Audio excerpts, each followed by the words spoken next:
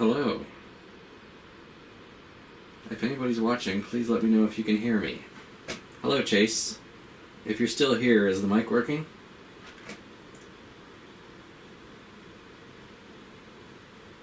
I think I figured out what was wrong with it last time and fixed it, but... Oops, what's happening? Why would I have an echo? Oh.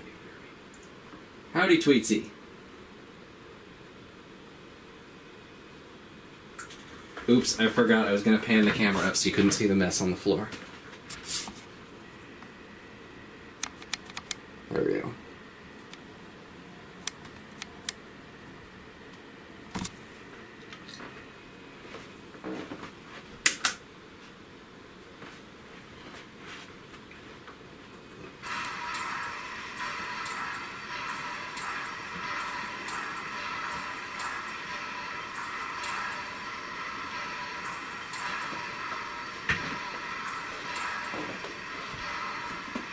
Alright, well, I guess we will get some trains going.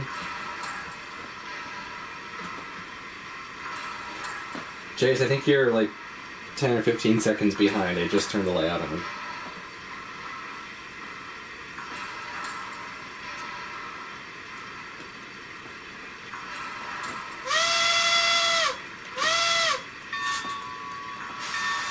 First up tonight, we have my custom River Rossi 440.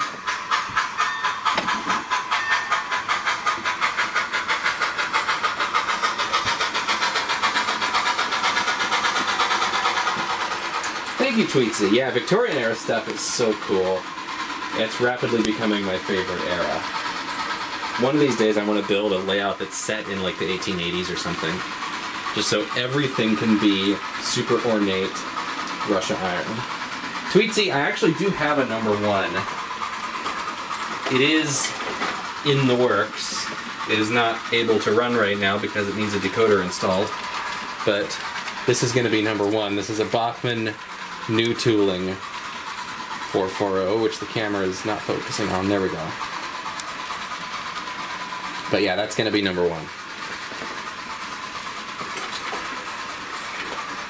I need to figure out what decoder I'm going to use for it. Hello, Oregonian, or Joel. I should call you Joel. Do I have a number 6? I don't have a number 6. I intentionally left a pretty big gap in the lower end of the numbers, so I have a number 1. The engine that's running now is going to be number 2. Hello, Crazy Spud. And then the next number I have is 7, which is the Spectrum 440. I left room there so that I can acquire more 19th century engines later on, and I'll have room in the lower end of the numbers to make them Westport engines. Because I'm trying to number these roughly in the order that it looks like they were built in. Is the Bachmann 440 pretty much the only full-time 440 I can buy in current production? Yes, unfortunately it is. Athearn had announced one, but from what I'm hearing, they have canceled it. So, yeah, it looks like the Bachmann one is your best bet. Which is fine. I mean, the Bachmann one is a good model. But, yeah, it is kind of unfortunate that there's not more variety available. Any suggestions for a 20-stall Owen 30 roundhouse? 20 stalls? Holy cow. You might have to scratch build or kit bash that. I don't know of any Owen 30 roundhouses that are available. I guess you could adapt an O-scale roundhouse, but stuff like the track spacing is going to be a bit wider than you want. Hello, Richard. Did you settle on a girder design for the turntable? I'm still trying out a few different ones, but I have one that's printing right now that I think is promising. It should be done in probably an hour or so. Let me check.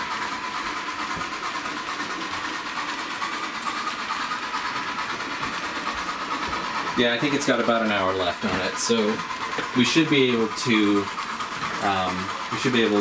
test fit it before the stream's over.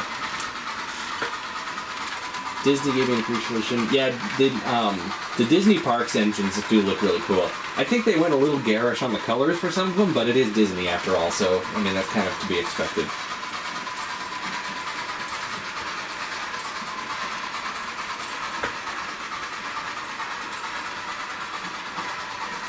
keep meaning to experiment with 3D printing buildings. I think there's a lot of potential there. Oh, nice, Robert. If there was a railroad-related museum near me, I would totally volunteer there. But the closest thing resembling that is like an hour and a half away.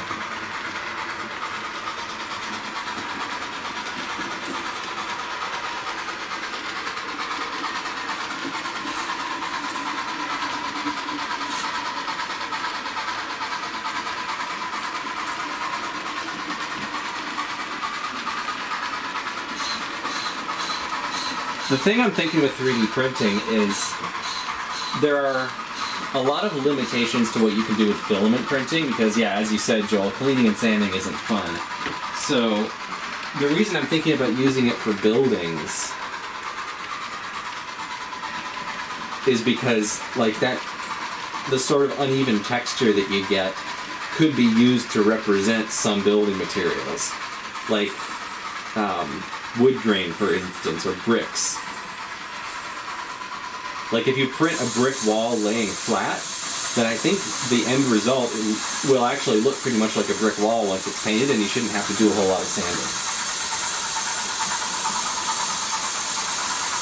Yeah, a lot of Victorian era locomotives did have garish colors, but not quite as garish as the Disney stuff, and they toned it down a lot in the late 1860s into the 1870s. Like, by the time you got to the 1880s, most stuff looked like the engine that's running now, where you had maybe a Russian iron boiler, maybe a wooden cab, maybe some red wheels. Hello, train boy.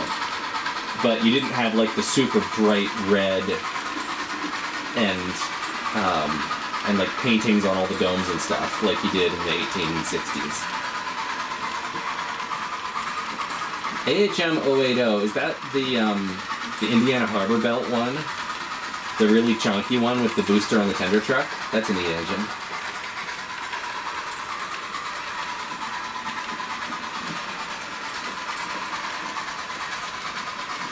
Yeah, the sanding is... it's a chore. I mean, you can get some good results, especially if you use a filler first. I'm experimenting with something called acrylic modeling paste that I found at Michael's. I think that could be useful for filling in the lines. I'm still figuring out how to apply it smoothly. But, yeah, I'm going to sort of try and design stuff that needs minimal sanding if I can. I'm not dissing the Disney stuff at all. I do think it looks neat. It's just a bit more garish than would be period correct. But, I mean, that is kind of the Disney look, is making things a little bit more exaggerated, a little bit more theatrical. The lifelike Disney train. Alright, so, my friend Red Dead Railroad, who may be in chat at some point, has some experience with the lifelike Disney train because he bought one with the intention of turning it into the Red Dead Redemption 2 train, and he discovered that it is the most flimsy plastic piece of junk ever. Which, I mean, it's old lifelike, that's kind of what you'd expect, but I kind of thought, like, well, this is like a major brand tie-in, maybe they'll put a little more effort into it. No, they didn't. It is an absolute flimsy piece of junk. He actually gave up on using it for that project because it was just not salvageable. So, unfortunately, yeah, the lifelike Disney train doesn't really seem worthwhile. Filament printing on HO locomotives. Yeah, you definitely can hide the layer lines with strategy and printing stuff in an orientation that minimizes the visible lines. Using the right paint, stuff like that. It's just a bit more challenging. One of these days I'll get a resin printer and then I'll be able to basically scratch build locomotives. Bachmann 262 into a Mini 462. That'll be interesting. I'm curious to see how you're going to manage to cram a four-wheel pilot truck in there. There's really not a whole lot of room between the front driver axle and the cylinder. Yes, Tweetsy, the MTH one is quite good. I actually have one of those that I'm eventually going to get working and paint up into a Thatcher Perkins, which MTH made, but they didn't do a very good job on the colors, so I'm going to make a more accurate one. And it is based on the Walter E. Disney, but their deal with Disney fell through while the locomotive was in development. So, although the design was finalized and they had actually made a handful of them in Walter E. Disney paint, the licensing deal was called off, and they repainted them. I think actually, Tweetsy, your Presidential Series one might be, if it's an early production one, it might actually be one of the original Walter E. Disney ones that they repainted before selling. If you hold up the tender at an angle to the light, you might be able to see the outline of the Disney logo underneath the decals. Hello, Model Rail fan. Resin printing is super useful, Oregonian, but it certainly comes with its own set of challenges. There's chemicals that are smelly and somewhat toxic that you gotta deal with. There's issues with resin warping. There's issues with resin being brittle. It's challenging. I think filament printing is much easier. But resin does allow you to do things that you just can't do with filament.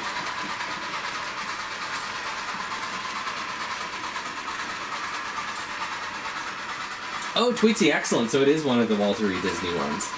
I actually know the guy who owns what I believe is the only surviving factory Walter E. Disney version of that MTH model. If you want to look him up on YouTube, it's Fairest of Them All Locomotive Works. He does really cool custom O-gauge stuff, a lot of Disney stuff, and he has an original MTH Walter E. Disney. It's interesting. It's a slightly darker shade of red than the one that ended up going into production. I think it's an early prototype, and I actually think it looks a lot better. Hello, Liam.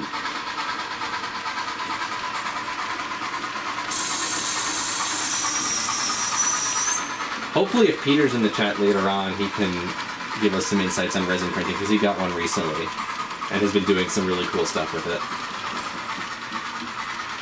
Thank you, Rick. The mountains are from a company called Train Junkies, I think it was. It was a while since I bought it, but they're a company that does backdrops.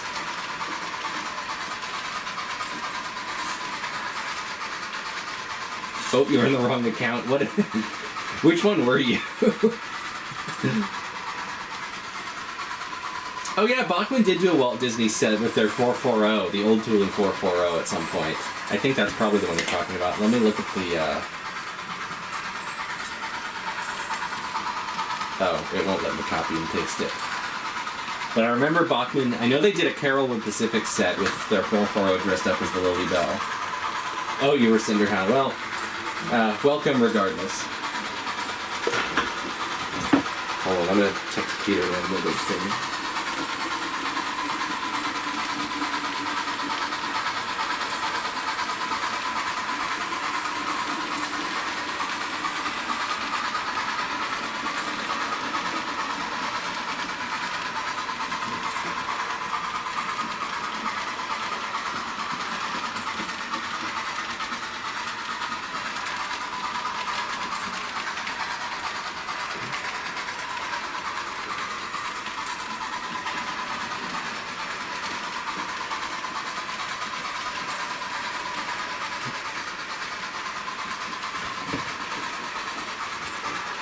Painting the backdrop is certainly a good option if you have the painting skills. I do not.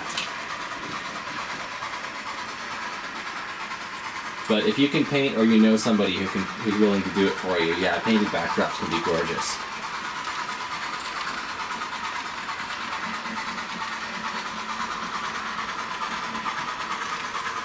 I haven't seen a Bachmann Walt Disney set, but also I'm not super familiar with all of the Disney stuff that's been made.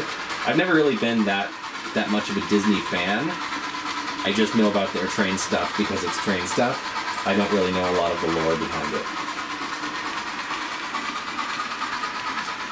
Yes, Nathan, I actually just recently watched The Great Locomotive Chase for the first time.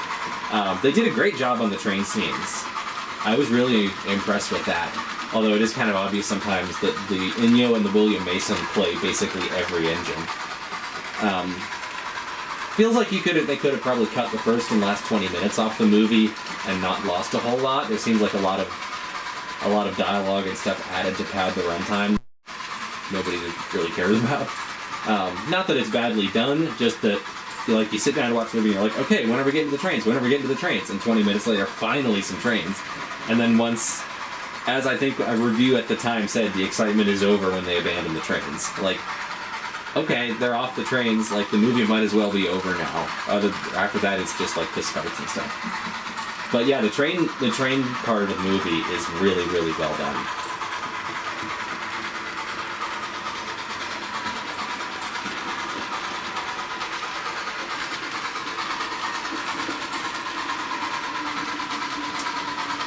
Great Locomotive Chase on Disney Plus. It's actually free on YouTube.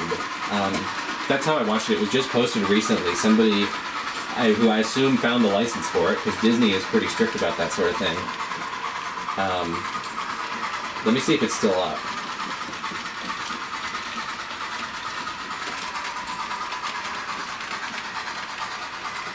Yeah, it's still on YouTube, the whole thing for free. So if you want to watch it, you can.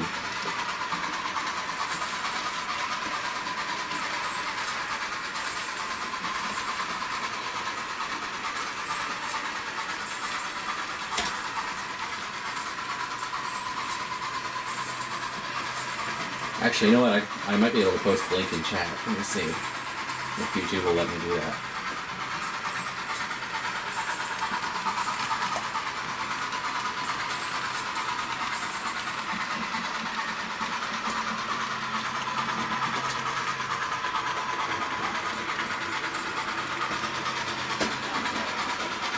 Alright, I posted the link. Hopefully you can see that. So yeah, if anybody wants to watch it, bookmark that, and you should be able to.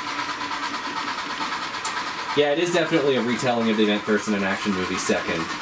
I do kind of feel like there are some fairly minor changes they could have made to make it feel more structured like an action movie. Like, I was really kind of baffled at how they tried to make Andrews and Fuller seem like equally sympathetic characters when, like, I feel like the Civil War is one of the few historical wars where there actually were clear-cut good guys and bad guys. So, like, I feel like it would have worked better if they'd made Fuller like a scenery-chewing over-the-top villain. But, I mean, they did a good job with what they did.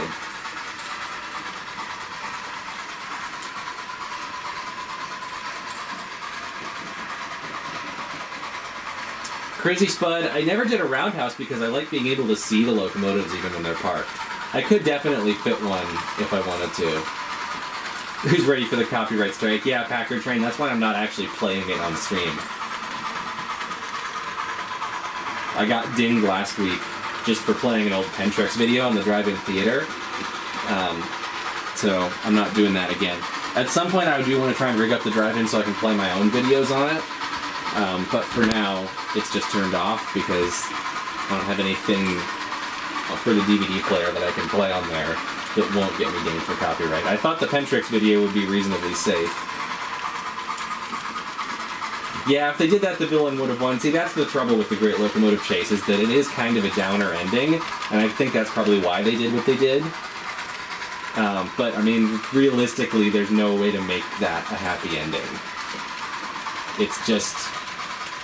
like, yes, it was instrumental in the Union winning the war, but in the short term, like... yeah, I mean, I am kind of simplifying the whole historical context of it, but you kind of have to for a movie. Like, they had the option to make one side the good guy, make the other side the good guy, or try and make nobody the good and bad guy. And I definitely understand why they did what they did to basically avoid offending anyone, especially in the 50s. But I do feel like it worked very much against the drama of it. Like, if there isn't one side that you're really clearly supposed to be rooting for, then I feel like the audience doesn't really have much of a stake in it. Yeah, I do want to show some older videos, Crazy Spud. It's just right now I don't have a way to show anything on the internet on the drive-in screen. I just have a DVD player hooked up to it.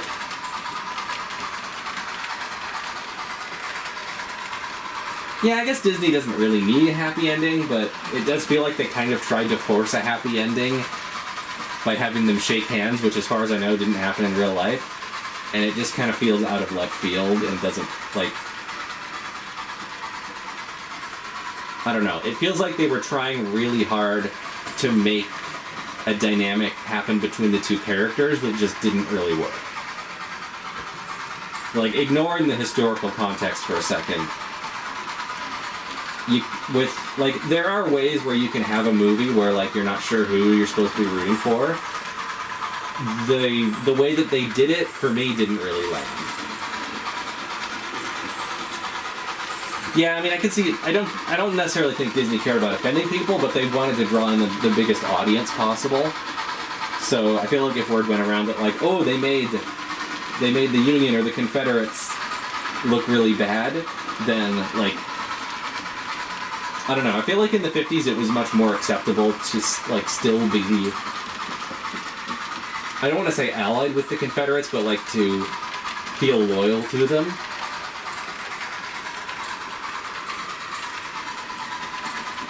I don't know. I'm getting into complicated political stuff here that I don't want to get into on this channel. So I'll just say, movie's decent, train scenes are great, rest of it's kind of a slog, but still definitely worth watching.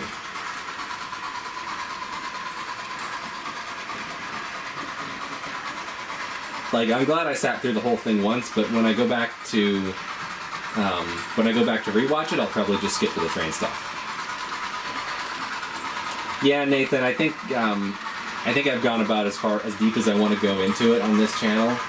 I try to keep, like, I don't necessarily think that saying, like, Confederacy was bad is necessarily a controversial take. But that's not really the topic of this channel.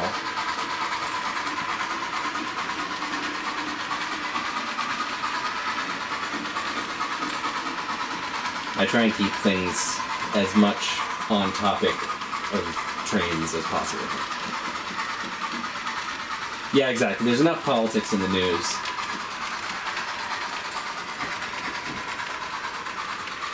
Like, I'll talk about historical stuff occasionally in relation to train things, like the Great Locomotive Chase, but I don't want to go any farther than that with it. Like, we all know that the political situation in the U.S. sucks. We don't need to be reminded of it constantly on a hobby channel. And it tends to get people worked up, which I don't really want to mess with, including me. So, anyway, let's change the subject. We've had this running for a while. What locomotive do we want to run next?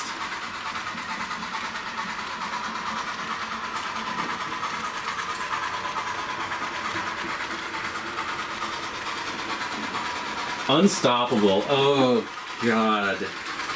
I forgot about Unstoppable. That movie annoys me so much because it's based on a very specific real event.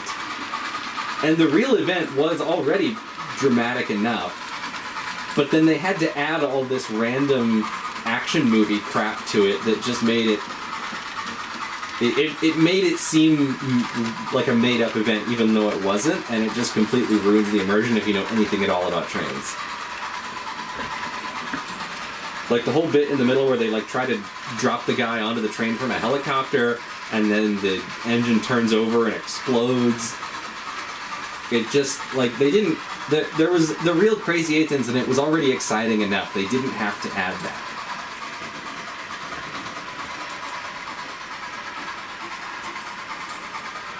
that. Boss Mike, the turntable is under construction. I'm in the middle of building a completely new mechanism for it.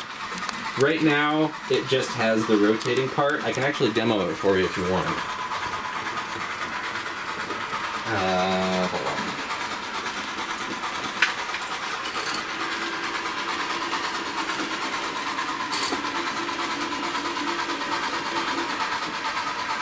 But I haven't built the part that goes on top of it yet.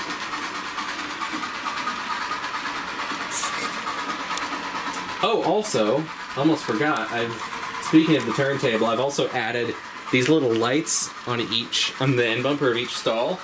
So when I turn the knob,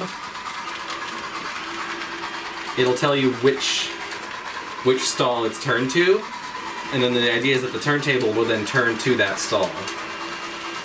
So it's obviously still under construction, there's still some bugs to work out, But I thought the system of the lights was pretty clever, and I think it works well. And it makes a funny effect if I do that.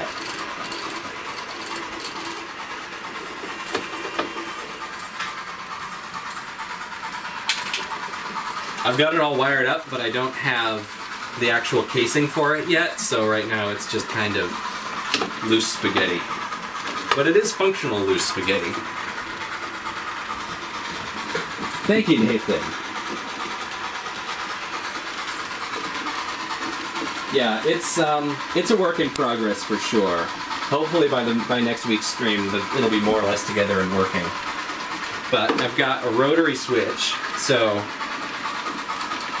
there's 9 positions. There's actually 11 positions, but I'm not using the very end ones. One position corresponds to each stall. When you turn it to that stall, it sends power to it, and the light indicates which stall it is. And if the motor is switched on, it will turn to that stall.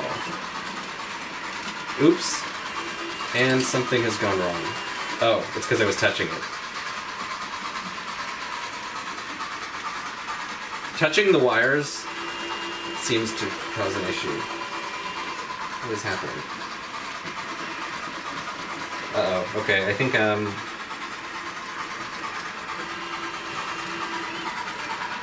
I think we've got a loose wire somewhere. Because every time I move this... Oh. Yeah, loose wire right there. Okay. So, I may have to fix that. This is the problem with it being loose spaghetti, of course. So I'm going to turn the motor off for now, but... the way that I did it was probably more complicated than it needed to be. Nathan Burke, the whole turntable system is built from scratch.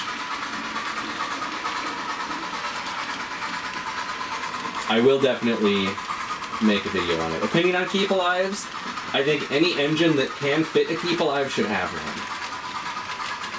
They are an absolute lifesaver.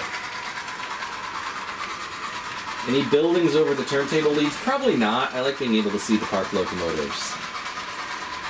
The Victorian era layout? I'm not sure. Honestly, I'd probably model the Virginia Truckee, if anything. Either that or maybe like 1860s, 1870s era Baltimore, Ohio. I think that's pretty cool.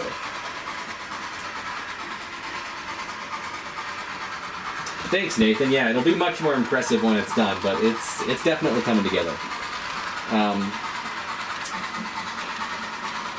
Yeah, train movies are...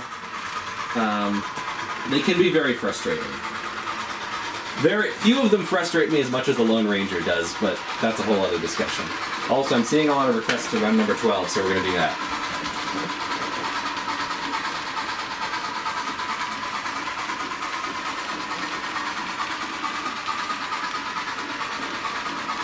As soon as this makes its way around. Yeah, the, forgot what I was saying.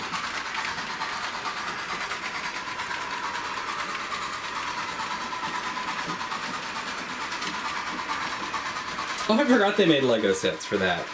Yeah, actually, funny story, the Lego sets were the first time I realized that the Constitution locomotive in that movie was supposed to be green.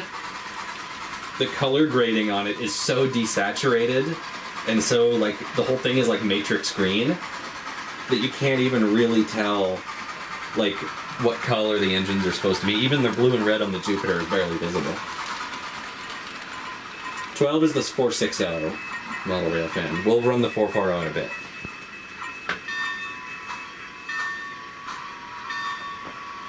So what I'm going to do here...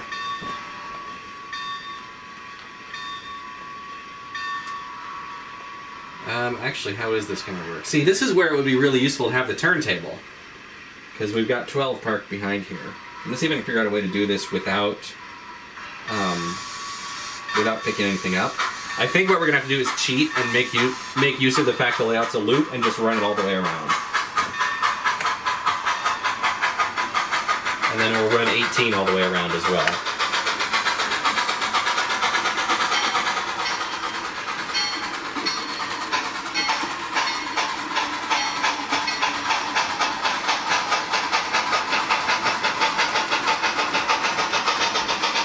You'd think I would have learned my lesson about having multiple engines going at once from last time, but I did not.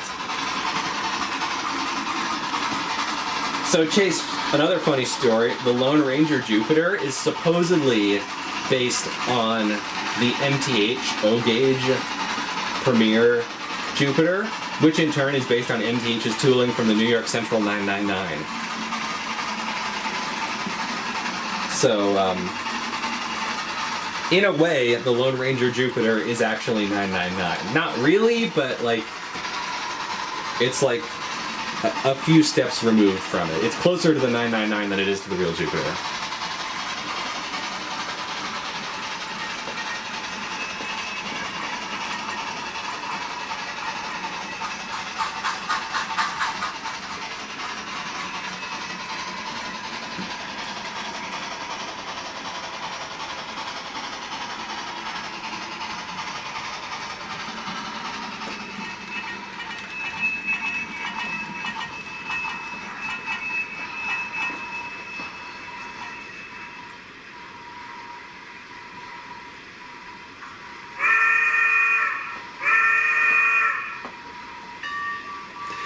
I think Disney did do a fair bit of research. They just decided to ignore it for, I guess, artistic license. I remember seeing the behind the scenes. They're like, "Oh, well, we knew what the real Jupiter looked like, but we wanted it to look really chunky and big and intimidating."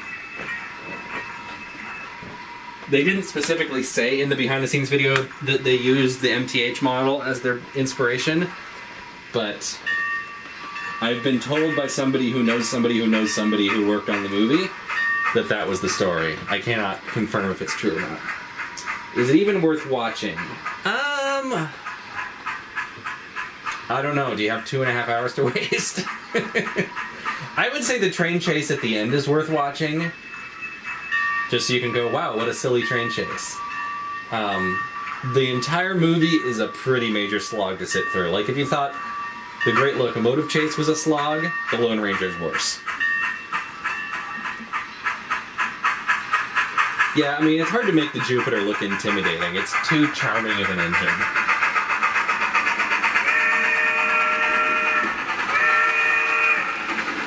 But they did definitely make it chunky.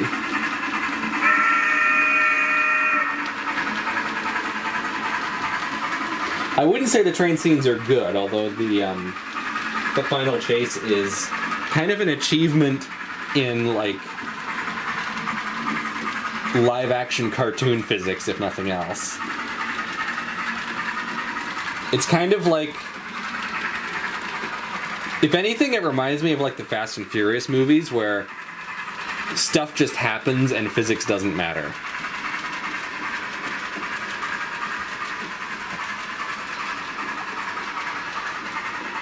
The train chase from the end of the Lone Ranger is basically like, what if Fast and Furious, but in the Old West?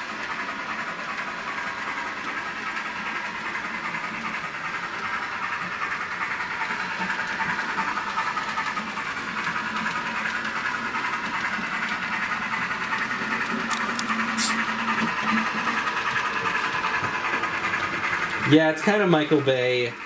It doesn't have like the Michael Bay teal and orange color grading. It's more of like that really bleak kind of Matrix green look that was really popular around that time.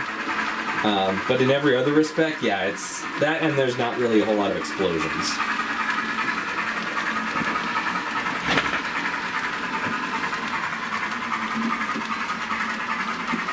They absolutely did want to do a Western version of Pirates of the Caribbean. That's why they cast Johnny Depp. And it was directed by Gore Verbinski, who did, I think, at least one, possibly all of the Pirates of the Caribbean movies.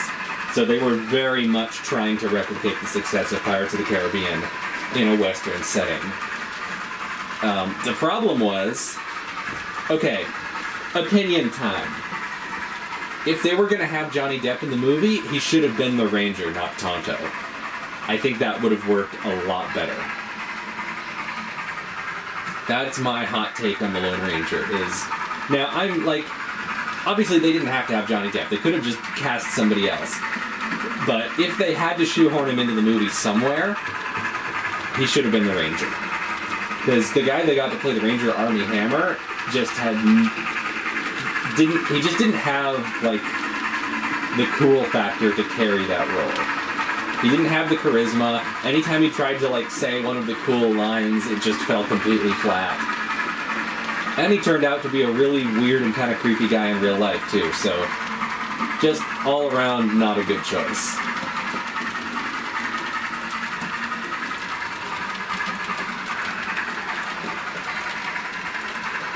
The only thing I've liked Armie Hammer in was Cars 3, where he was the voice of the villain. And even then, they could have gotten literally anyone for that. He's just not a very good actor, in my opinion.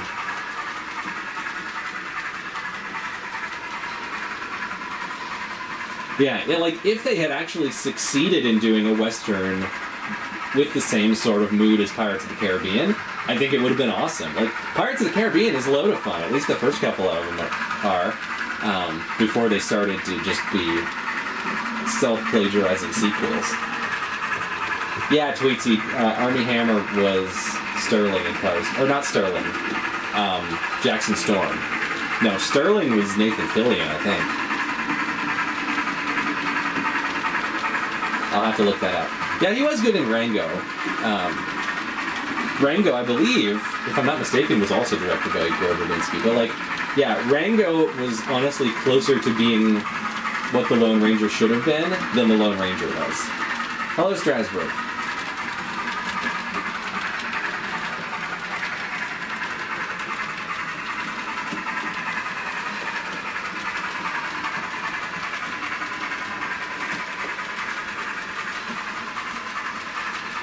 Like, Rango is a weird movie, and it's kind of hard to directly compare it to any other, like, established set of characters. Because it is very much its own thing. It doesn't really, like, have a direct equivalent in any other genre. But it is a neat movie. I do like Rango. I haven't seen it in a while.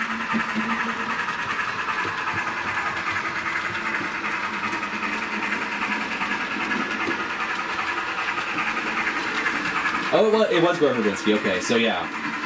I have a feeling that basically he did Pirates of the Caribbean with Johnny Depp, and that worked well. He did Rango with Johnny Depp, and that worked well. And he was like, okay, so this director and this actor are a pretty safe bet. And we've already got one good Western under our belts, so Lone Ranger should be a cakewalk. And then they did Lone Ranger, and it just didn't work. Part of it may have simply been that the source material just doesn't really translate well to a modern action movie. But I think they could have done a much better job than they did. Have you seen Bachman's new Tool Strasbourg cars? Yes, I actually saw a production sample of that at Amherst this past winter. They look really nice. The only thing I didn't like was I wish they had made the handrails metal instead of plastic. But overall, they do look really nice. That said, I'm probably not going to bother buying them because I already have these Athearn ones that are pretty similar. But if I was in the market for some new ones, I would definitely look at those. The race with Reading 2102 and Union Pacific 414. Yes, I did see that. That was awesome. It's wild how much louder 2102 is than the Big Boy. Like, you'd think the Big Boy is, like, the biggest currently operating steam locomotive, one of the biggest ever built. You'd think it would be, like, really loud. But it's actually a fairly, like, smooth and refined running engine. Whereas 2102 is just, like, if the Big Boy is a big plush Cadillac of a locomotive, 2102 is like a drag car. It's like a Pontiac GTO or something with the blower sticking out of the hood.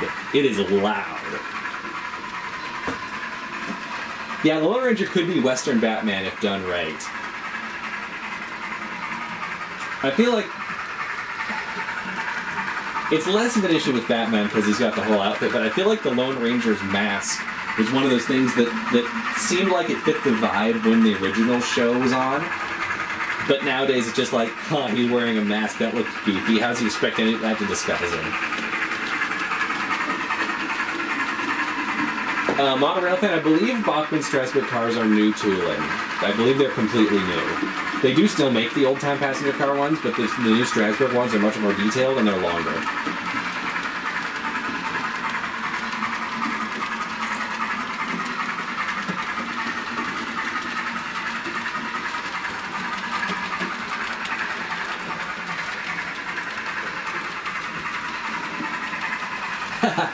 You're buying some, they don't run anything that uses them. Yeah, you're gonna have to get a locomotive for those. I wish somebody would make really any of the Strasbourg engines, but especially 475 just because it's so unique in HO. Like, I know there's brass ones, but I wish somebody would, like... Because, yeah, I know it's kind of a weird and unusual prototype, but A, there were a bunch of them on the Norfolk and Western back in the day. And B, like, things being a weird or unusual or distinctive prototype has never stopped anyone in the past from making models of them. Like, the Bachmann Spectrum 440 has proportions that are pretty unique to its prototype. But that doesn't stop people from using it to represent everything under the sun. So, I think we're well past the point in the model train world where things being weird or interesting or unique stops them from getting made. The 280 is number 8. Yes, so that's basically the story behind the backdated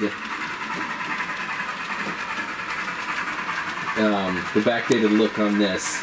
Originally, I meant for it to look like basically a turn-of-the-century engine that had been backdated for a movie. So the way that I had it painted up a while back, it had like this bright red paint scheme with gold trim everywhere. I did that basically. I had just seen a ticket to Tomahawk, which has Rio Grande Southern 20 painted up like that, and I was like, "Ooh, I want a really flashy like 50s Western engine like that." So I did that up. But recently, when I did some work on it, I was like, "Yeah, you know what? The paint's getting a little tired. It's time for a new look." So I did like a still backdated, but a little more subtle, loosely based on Sierra 3. But I kept the domes and stuff that I put on it. So yeah, now it's like 90s Sierra 3 sort of thing.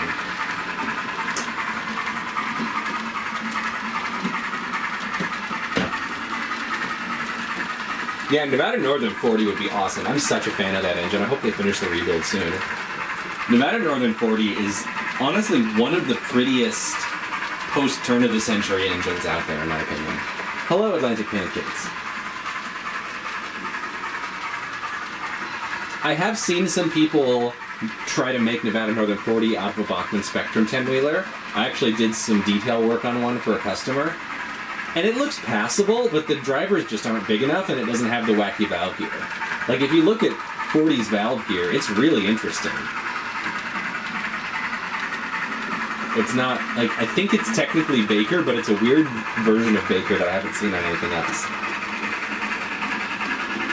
I have seen people make Strasbourg 89 with the Bachmann 260. The drivers are a bit small, and the crosshead isn't the right style, and obviously, you gotta change the valve gear.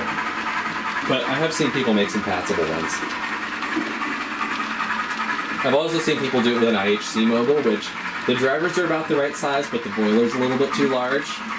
But between those two, either one of them makes a passable 89. There just isn't an accurate 89. But we don't necessarily need yet another generic motor. What smokebox door can I use for the IHC 260? Aha! So, do I have the answer for you? Check this out. That is a Bachmann Decapod smokebox front, and it fits perfectly.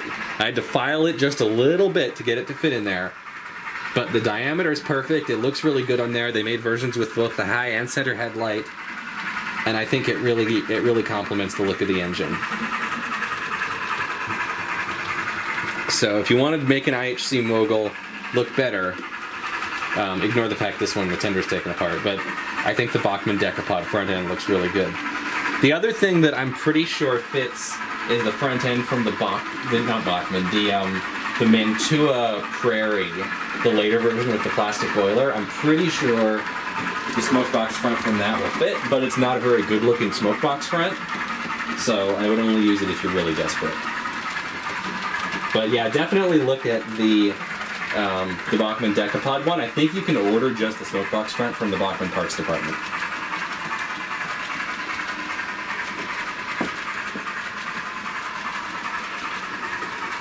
Yeah, complete coincidence that it fits. I only found this out because I had this mogul that I was tinkering with. And I happened to have a Decapod sitting around, and the smoke box front kept falling off, so I was like, I wonder if this will fit in the Mogul. And it did. So, yeah, this is... I've done some paint work, I've done some detail work to this. This is eventually going to be a Westport engine, but I don't know the number yet, and I haven't really figured out where I'm going with the look. I'm just kind of trying stuff until I find stuff I like. Yes, it is supposed to be a tourist railroad, hence all the cars from the 80s and 90s on the street. Basically, that Pentrex video we were watching last week with California Western in the early 90s, that's basically the vibe that I'm going for. Where it's like, it's the late 80s, early 90s, it's tourist railroad, it's got steam engines backdated to various periods of history. Maybe it used to be a logging railroad or something. Ooh, awesome, Atlantic Pancakes. You got a Proto 2000 060. Mine is currently not running because it needs a decoder, but as soon as I can find a sound decoder for it, I'm going to throw that in there and then I'll get it running again. They are such beautiful engines. Westport and Sheltercove, the Albert Thomas. Probably not going to do that. I don't think I'm interested in Thomas enough to spend money on a Thomas.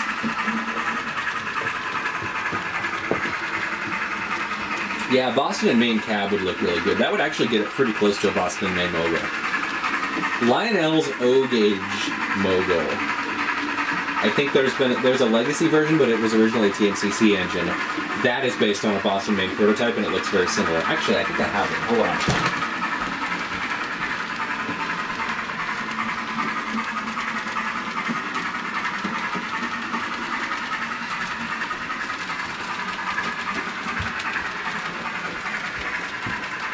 So this is Lionel's basically equivalent of the IHC Mogul, and this is the Boston and Maine prototype, so it's got that cab. I would be great if somebody made this cab in HO that would fit the IHC one, because apart from the crossheads, that would get it really close to the right look. This engine currently is having some issues because the TMCC electronics in it are borked. So, at some point, I'm going to make a video on how I convert O-Gauge engines to DCC, and this is going to be the subject of it. So that's why you haven't seen it on the channel yet.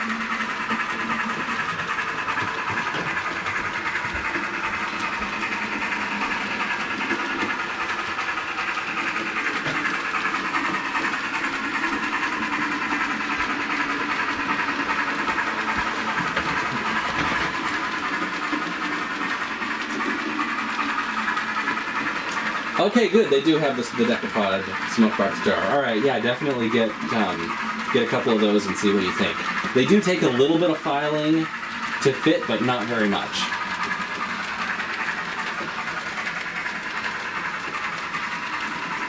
Another question about the 060s. Instructor talk about replacing the light bulbs. So I replaced the headlight in mine with an LED. It's pretty easy because they just have actually. Hold on.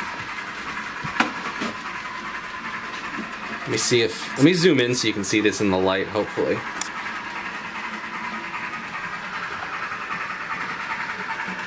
Come on, camera. There we go. Okay. So if you pop this off, there's a little socket in there that you just push the legs of the LED into. You do need to add a resistor. I put it here, but you could also just put it in the tender, directly hooked up to the decoder.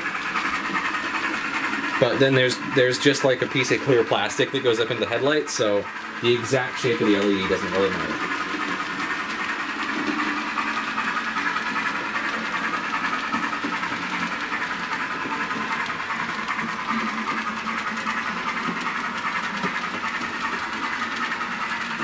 Which O-Gauge passenger car sets are you referring to, Nathan? Because if I could find a cheap set of decent O-Gauge passenger cars, I'd be all over that. I have some Pullmans, but if I could find like some older, like turn of the century wooden ones, that'd be great.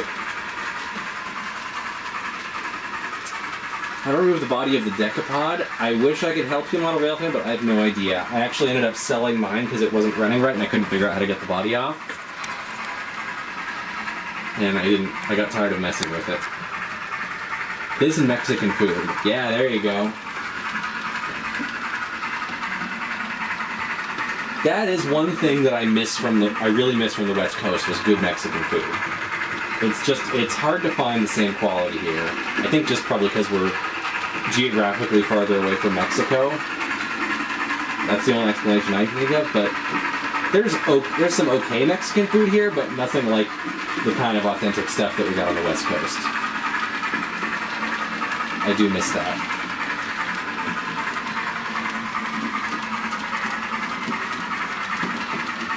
Older MTH Premier ones. I've seen those, but the prices have always just been absolutely absurd.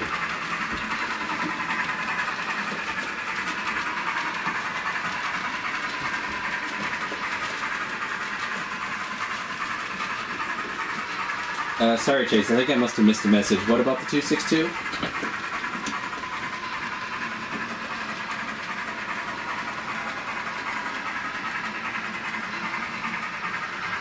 Okay, I'm going to look up those MTH Premier passenger cars because I'm curious now. I know Lionel has the tooling now, and they're selling them at an even higher price.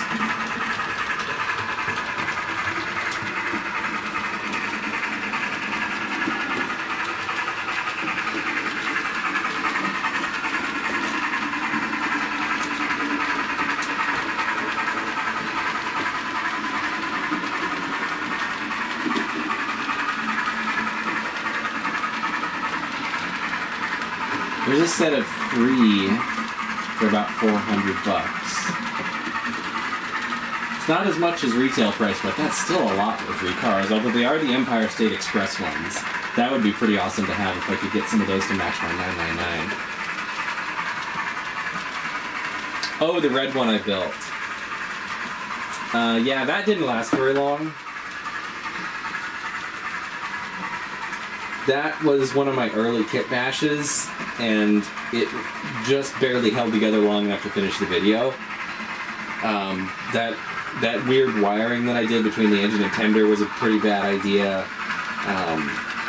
The way I had the trailing truck set up didn't work that well. I ended up scrapping that engine not that long after that.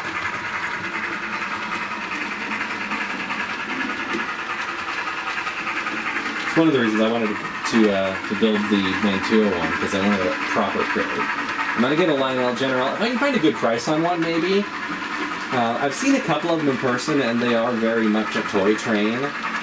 Like, the proportions kind of bother me that they're so far off from any real 440.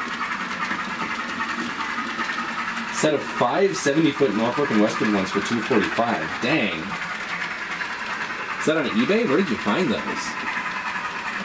I'd be all over that if I could find them.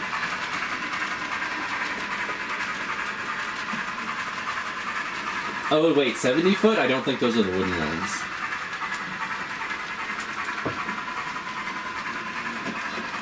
I think the wooden ones are 64-foot. Oh yeah, the IHC Pacific to Hudson. That's your first kit bash? Well, congratulations. Welcome to the world of kit bashing. You will either love it or hate it. There's no in between.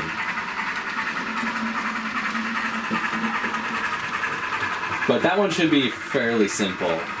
I think they'll probably have pretty good success with that.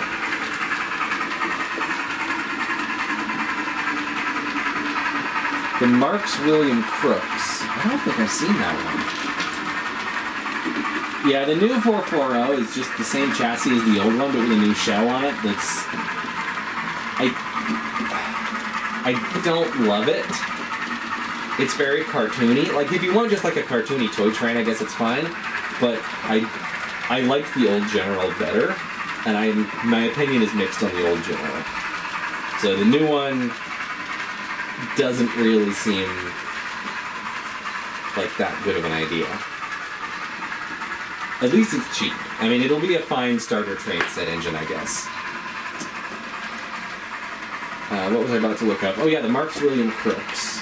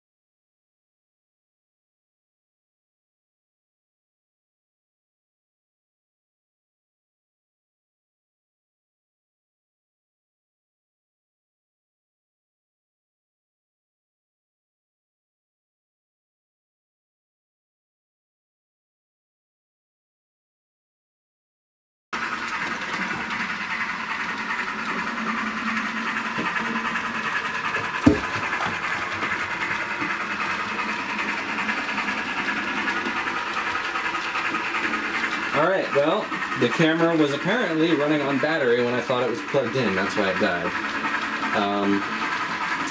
It should be back now. Let me know if you can see anything or hear me. Okay, good. So the downside is to free up a USB port for that, I had to unplug my mouse. So I am going to see if I can find another power source. I was running it off of this power bank, and apparently this was dead. Yeah, Chase, I looked up the William Crooks. It's an interesting one. I don't know how much of my little observation on it was audible, because I didn't realize the camera was dead. It definitely still looks like a toy train, but it's, I would say, a lateral move from the Lionel one in terms of realism.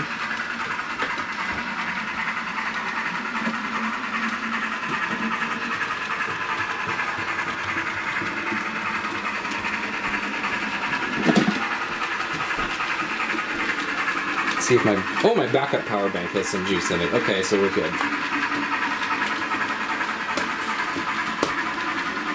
No, all good, Nathan. I figured that 245 for 5 of them was a little too good to be true. Alright, we should be back camera-wise. I think I found a way to make the mouse work too. I found another power bank. Crisis averted.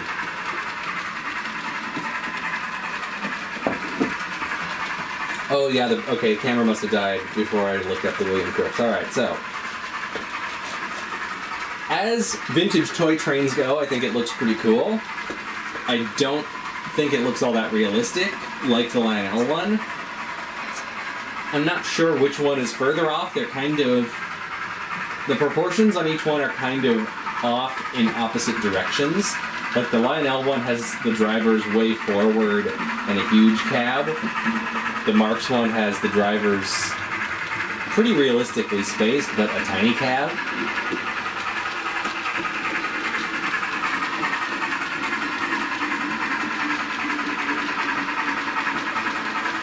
Bachmann 440 and modernize it with electric lights? Yeah, definitely. If anybody's seen Blacksland Alex, he did that and it looks great. That was actually my inspiration for my River Rossi one. Although I didn't modernize it quite as much as he did.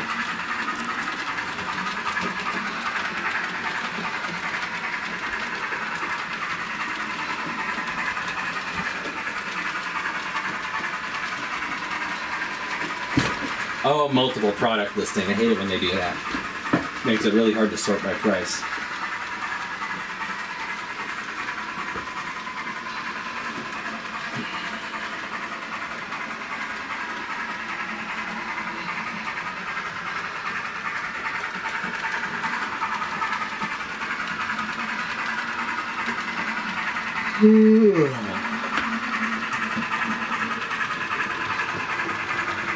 I might swap the locomotive out again. I kind of want to run number 7.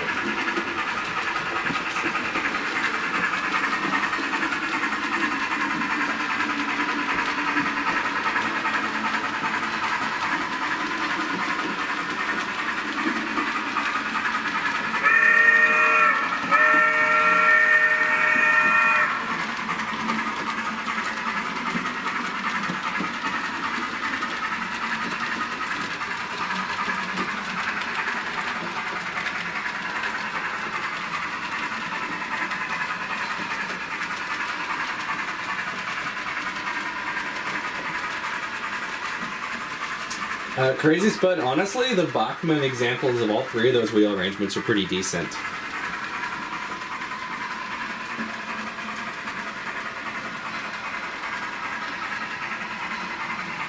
Nathan, I'll take a look at your channel after the stream.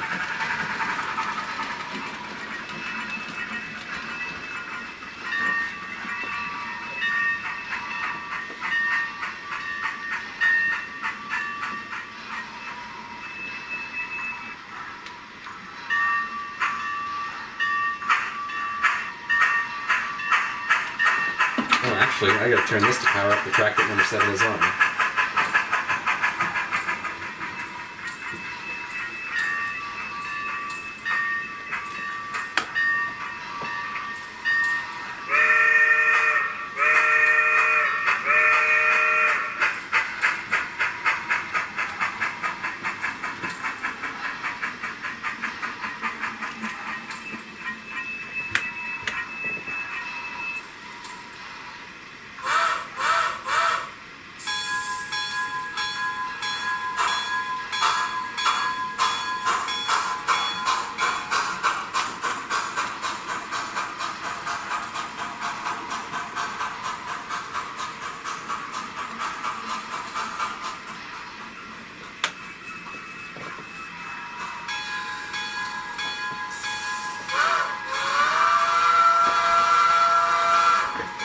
Good evening, A.T. Smith. Where do I get replacement parts for the IHC 260? Unfortunately, those haven't been made in a number of years, so I think your best bet is just to buy another IHC 260 to salvage parts off of.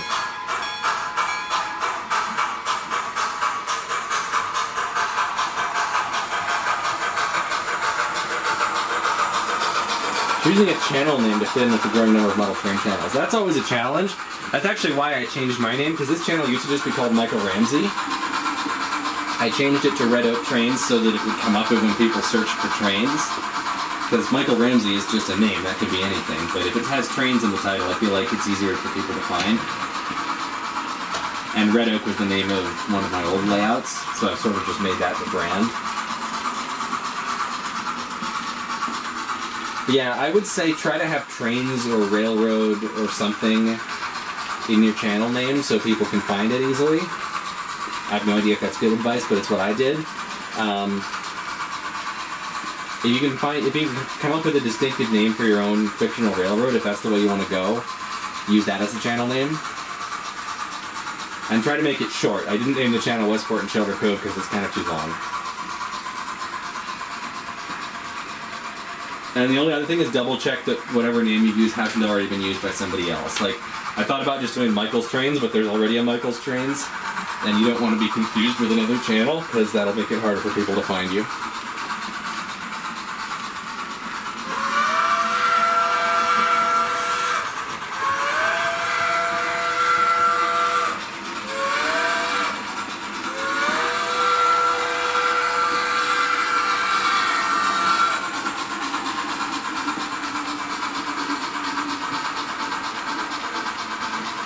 Yeah, buy 2 or 3 IHC moguls to make one. I think that's the way to go. With any of like the old out of production engines, that's kind of what you gotta do. Like the Mantua Prairie that I built, it has parts in it from at least 3 Mantua Prairies.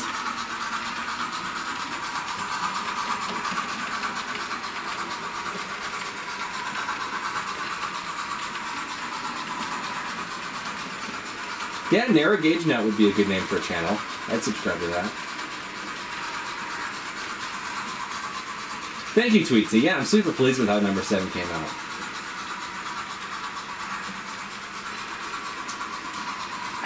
It is hard to get subscribers. I mean, I've been doing this for, well, technically I've had this channel for about a decade, but I've only been doing train videos for about half that time.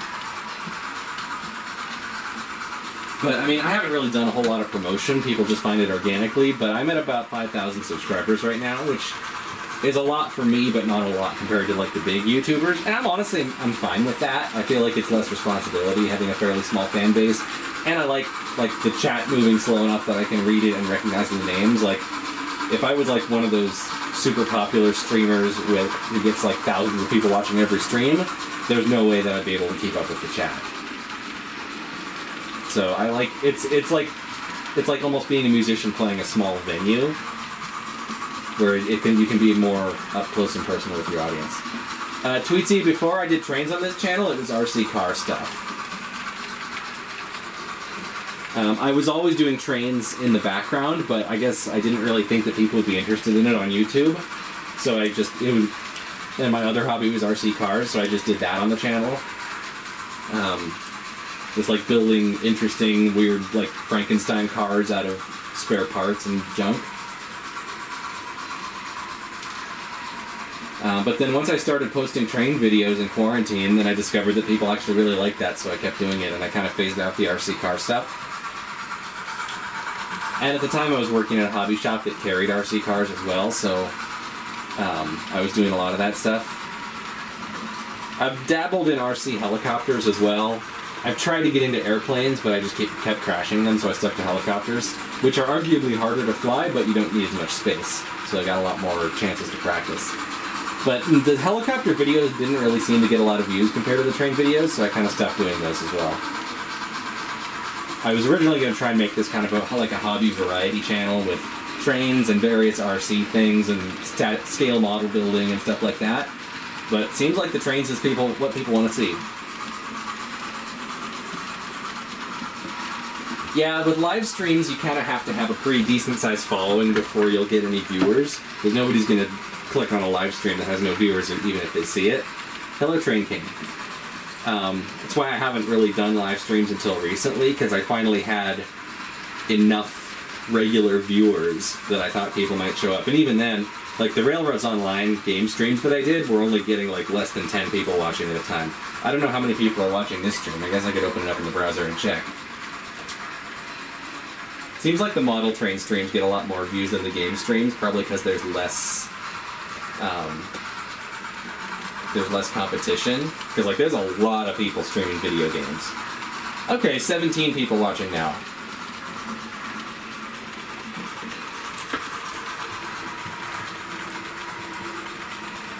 Crazy Spud, Railroader streams. I'm not sure exactly when I'm going to start doing that. I do want to do it at some point. But people seem to be enjoying the model train stream, so I'm pretty much just doing that for the time being. I'm thinking once I do go back to gaming, we'll like alternate weeks. So like 1 week it'll be a train stream, then 1 week it'll be a game stream. Thought about doing like multiple days a week, but that seems like kind of a lot.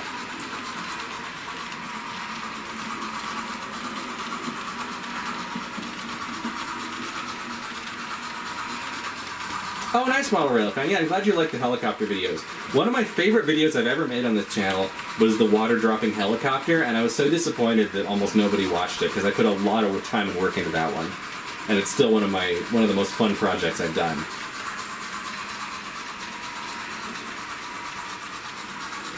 Thank you, Rock Gamers. Yeah, the Back to the Future one got a decent number of views. I mean, everybody loves Back to the Future, right? It's weird. It's hard to predict what will get views and what won't. I think the Back to the Future one got a lot of views because since it was back in theaters, which was my inspiration for doing it, it was kind of like in the popular zeitgeist, so it was Back to the Future stuff in general was getting a lot of views. I will absolutely do a Century of Steam streams when that comes out.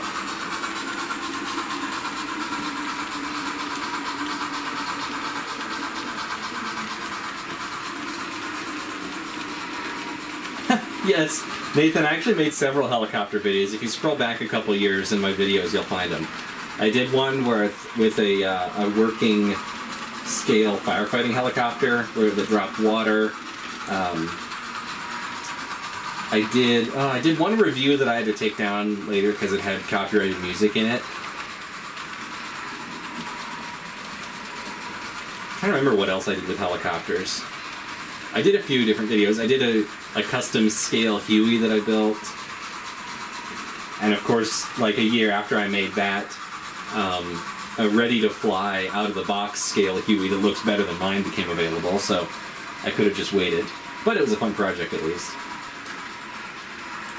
Thank you, Rock Gamers. Yeah, I'm quite proud of that video, honestly. That's, I think, one of my favorite ones that I've done. Like, it's weird, because, like, that was a super high-effort video, and the Casey Jones one was a super high-effort video, but one of them is by far the most viewed video on the channel, and the other one, almost nobody watched.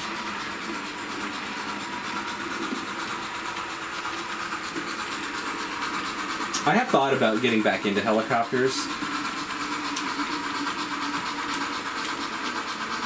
but it's just a lot of hobbies to have at once, and I've kind of found more success on YouTube just focusing on trains. I do wish that I had the time and motivation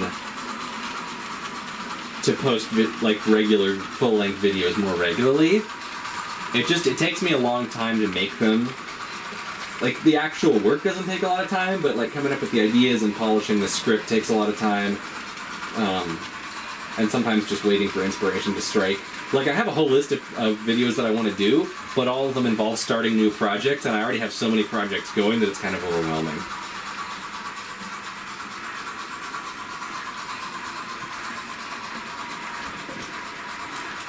Hello, Justin. Making a short line layout. Oh yeah, the Joker helicopter slayer. Sorry, I'm getting distracted. Okay, making a short line layout. 2 Spectrum 440s. Awesome. Great little engines. Either Spectrum 460 or Athearn Roundhouse 260 or 280. The Athearn models, the boiler is indeed die-cast. The cab is plastic, but the boiler is die-cast, the chassis is die-cast.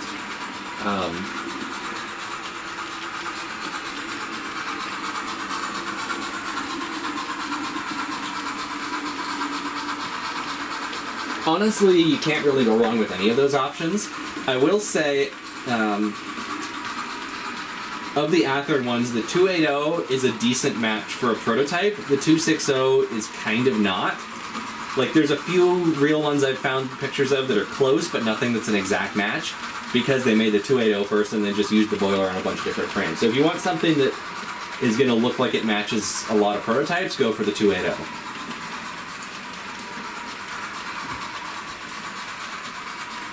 But I would definitely recommend getting the Spectrum High Boiler 10-wheeler if you can find a decent deal on one. They're getting expensive. Last time I was looking for one on eBay, they were asking like $300 for them, which is too much. If you can find one for like 150 to 200-ish without sound, that's a decent price for one. Oh yeah, 460 spacing at the rear. Not a whole lot of options there outside of the ancient oversized Mantua one, which you can make into a decent runner. But it's never going to look or run quite as nice as like a Spectrum engine.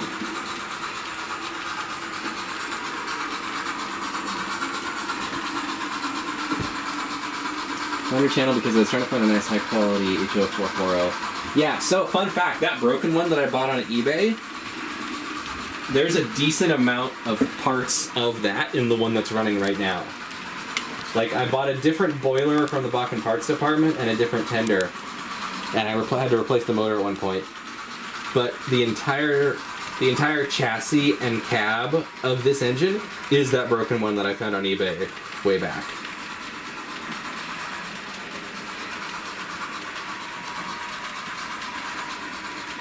Yeah, the Athearn 260 does look a little bit like some of the CN Moguls. I forget what railroad the one that I found that matched it the most closely was. I think it might have been Southern. If you go to the National Park Service website, let me see if I can find the URL, and then if you just search a wheel arrangement, they have tons of pictures of random steam locomotives in really high resolution. And you can just scroll through them and see if you can find stuff you like.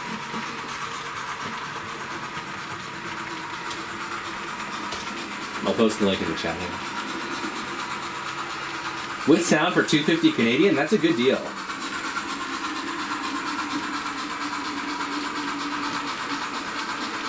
The Forbidden Arbor models kit, yeah, I don't think I would even consider that as an option, honestly. You see any of the old Skyfire documentaries? No, I'm not familiar with those.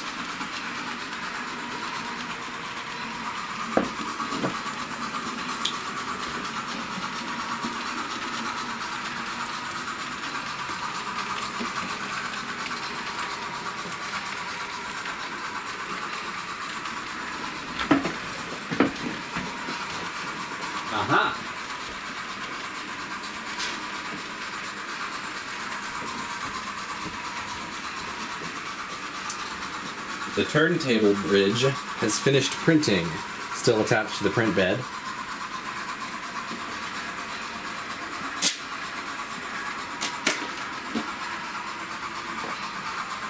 There is some support here that I'm going to have to remove, so give me a minute to get that done.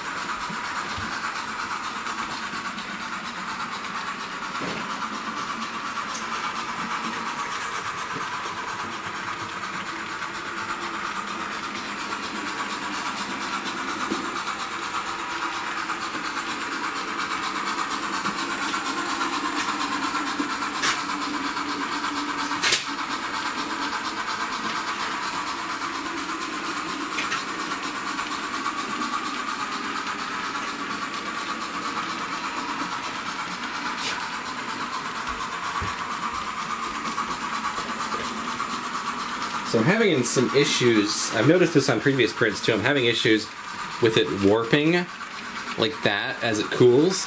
So I think what I may end up doing is designing it so that there's a place where I can put a piece of metal tubing through it to hold it straight. But for now, we can test fit this on the actual turntable. Let me find some screws.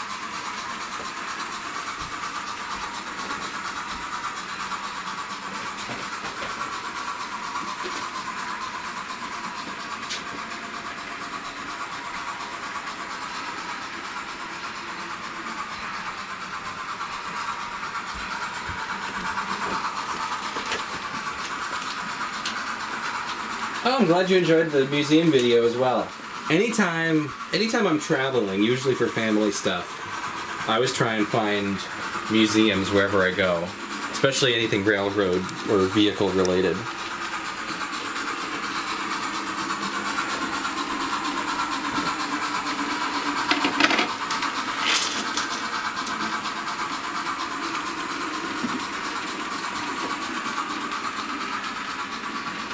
So this is definitely not going to be the final iteration of the turntable deck,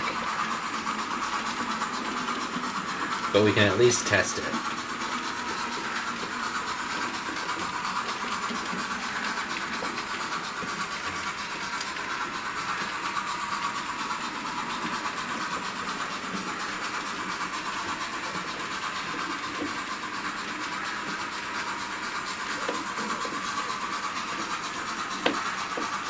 Okay.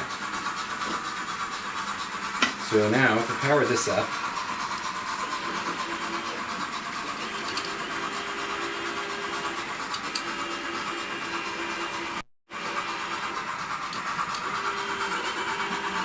still having some issues because of that one broken wire.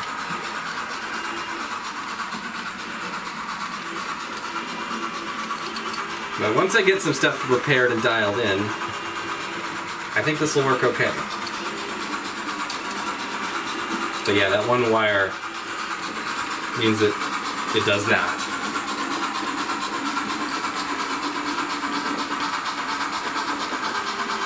I feel like there's more than one wonky wire, because every time I move this, something weird happens. I may have to redo some of this wiring.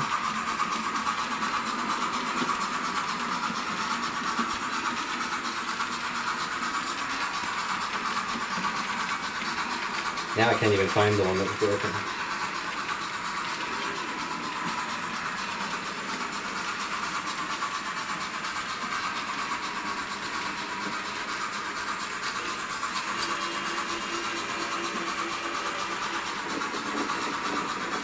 Okay, so that is definitely not right.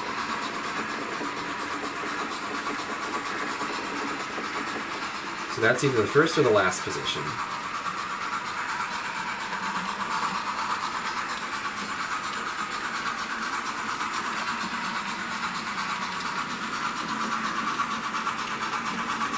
Oh, that might have been part of the problem.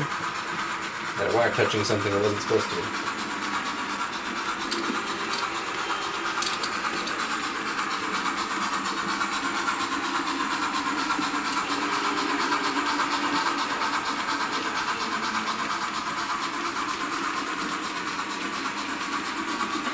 Anyway, obviously not ready for prime time, but it's getting there.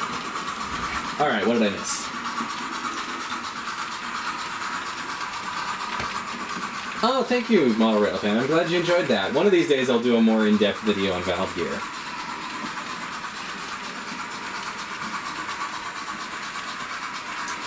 Nathan, if you want a 130-foot version, honestly, just get the Walthers one. It'll be probably a lot simpler and more reliable than what I'm building. I only am custom building this because none of the Walthers ones are small enough to fit this space.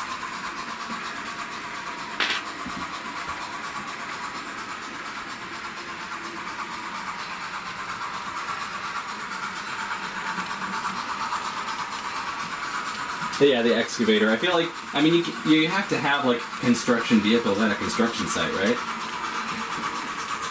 I happen to have that sitting around, and I was like, you know what, this is a good use for it.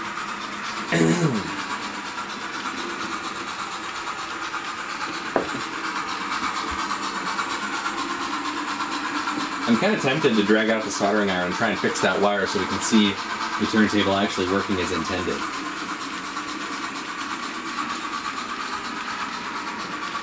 So Nathan, the mechanism here is basically the guts of a servo motor, but geared so that it can turn farther than a servo would normally be able to. Do I collect modern image engine cars? Not really. I'm not really that interested in modern stuff, but that said, Peter and I were at a Garden Railway show the other day, and we picked up a USA Trains SD70 Mac really cheap. We're not sure what the plan is for it yet, if we're going to keep it or sell it or what, but we went in together on it because it was too good a deal to pass up, even though neither of us really models modern stuff. So we're going to have to either figure out a way to set up some G-Scale track and run it, or just sell it, but it is pretty neat. Yes, thank you, Rock Gamers United. Nothing was damaged. Roofs came off a couple of passenger cars, but that's fine. I was able to put those back on pretty easily. I think the couch saved the stuff that fell off and stopped it from falling directly all over the floor.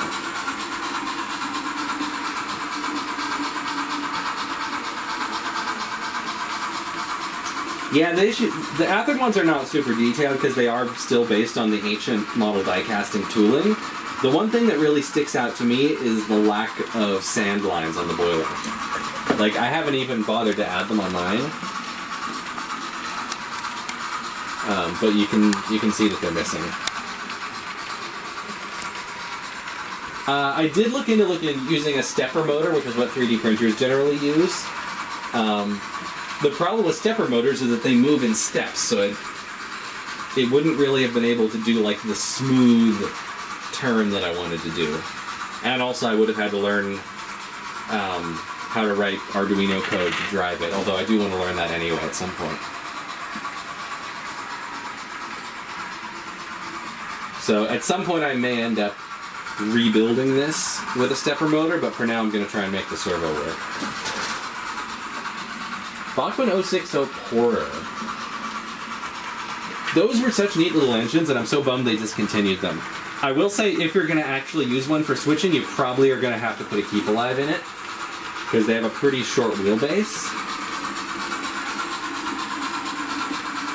Yeah, G-scale is expensive, O-scale is everything. All the large scales are expensive, but big trains are cool. The 280, I'm guessing you mean the Athearn one. It's geared pretty slow. I think it'll be able to keep up, but you might have to use a bit more higher throttle than you would normally. It's not going to go like 70 miles an hour. It has a realistic top speed of probably 50-ish. Nathan, I don't really know that much about stepper motors. One of these days I will tinker with it. I just didn't really want to get into learning a whole new thing for this project. It's taking long enough as it is. But it's good to know that they can run smoothly. I didn't know that. I figured that they were restricted to very specific steps.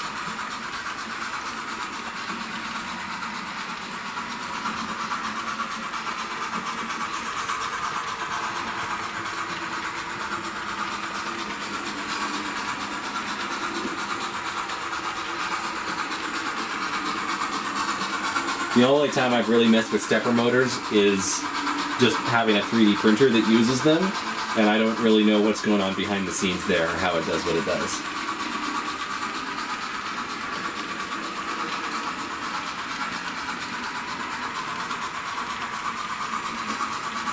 Yeah, Keep Alive in everything is a good policy. I have them in almost everything. The only thing I don't have them in is 12 and 7 because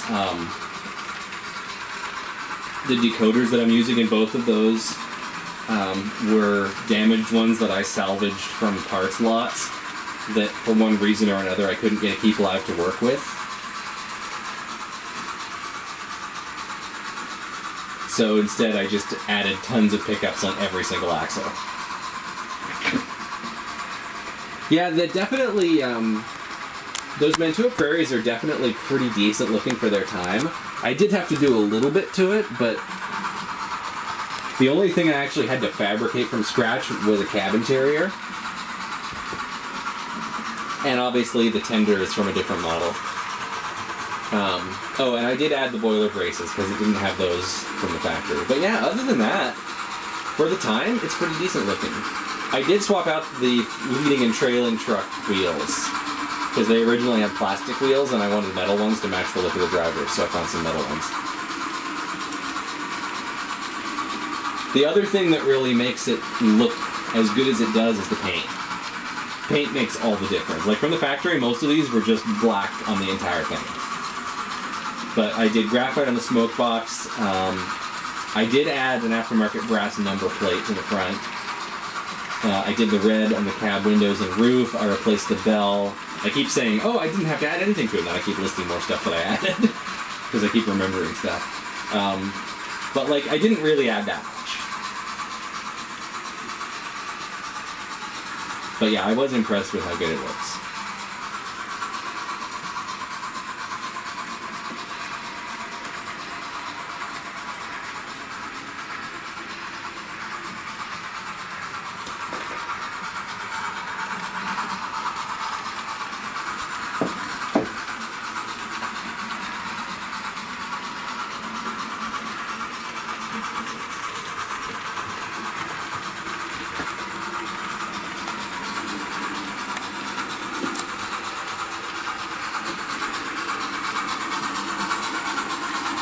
Well, since it's fairly quiet in the chat, I might drag out the soldering iron and see if I can fix that wire on the turntable controller.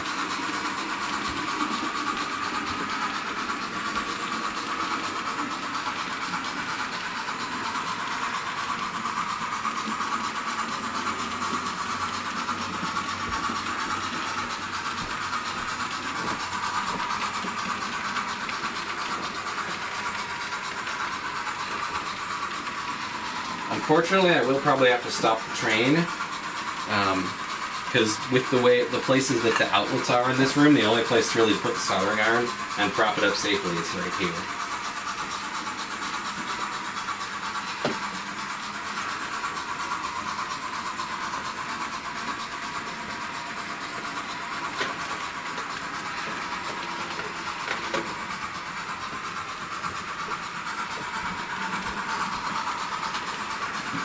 I'll take my phone over there so I can keep an eye on the chat.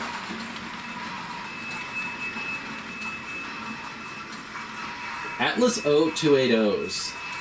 I don't know anything about them. I know they're based on old Weaver tooling, so they look really nice. But I haven't had this chance to run one, unfortunately. When I was in Canada, did I ever check out Prairie Dog Central or South Simcoe? No, unfortunately, I was in the wrong part of Canada. I was on the West Coast, and there's very little steam there.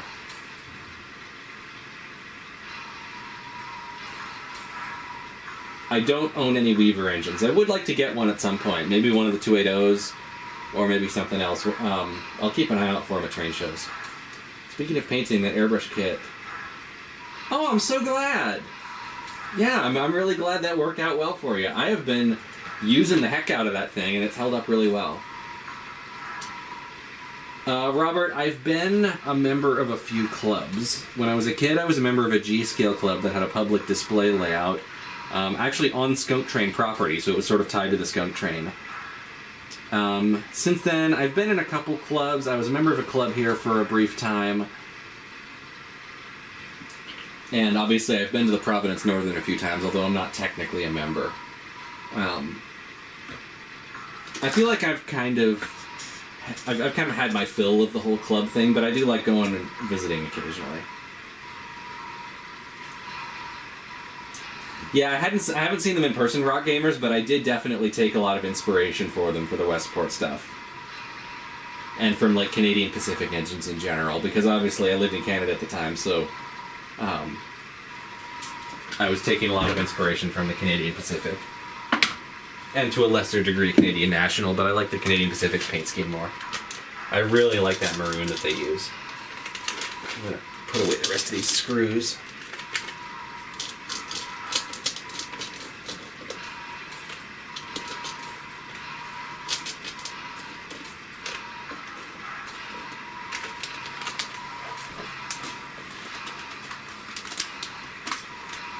Canada, no, it's not really any easier to get British stuff there than it is here. Really, in order to easily get British stuff, you have to be in Britain.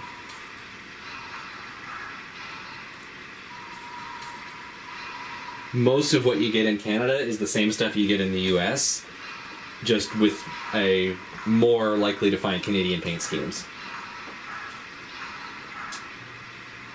No, unfortunately, Rock Gamers, the Empress didn't go through my neck of the woods. I wish it had. I would have loved to see it.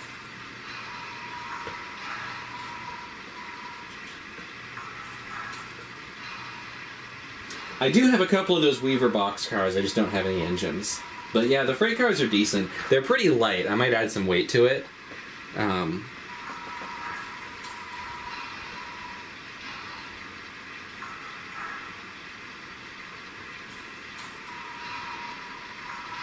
Oh, neat, Robert. Yeah, yeah, hope you have a good time. It seems like it'd be a fun thing to volunteer for. Alright, I'm going to turn layout power off. And actually, I'm going to zoom in so you can sort of see what I'm doing. Unfortunately, I've misplaced my usual hat. I have like one of those tacky little novelty engineer hats that I usually wear on these streams. I don't know what I did with it. I was cleaning and I think I must have put it somewhere and forgotten where. So I've been alternating out other hats tonight. We've got the which one is this? Yosemite Mountain Sugar Pine Railroad hat. Okay. So where exactly was that broken wire? Oh, and I need to rotate the camera a little bit.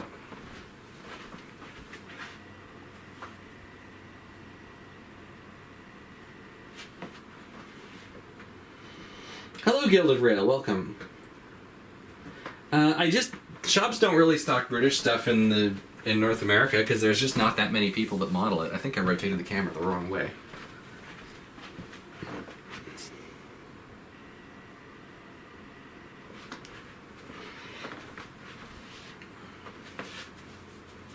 Like, people usually tend to model the continent that they're on. And, like, obviously there are some very dedicated British modelers here, but there's just not really enough of them to sustain a business. Okay, so the story with this is, because that's a servo, it's kind of an overcomplicated system. I'm actually using an RC transmitter and receiver to control it. I tried to use one of the little servo testers, but they don't have very good resolution. So like it was jumping from step to step and I wanted it smooth. So I'm using a rotary switch because I wanted to have these 9 preset positions. So I have 9 potentiometers wired up here, and this just switches which one is assigned to that servo controller. So it goes to any of those 9 preset positions. Unfortunately, if one of these wires breaks, then it goes nuts because it doesn't know which position to go to. So I need to figure out which of these... Okay, that's the one that's broken. That's only on the last position. Hello, Red Dead! Yes, I'm working on the turntable. It was a bit quiet in chat, so I thought I'd take a pause and do some soldering.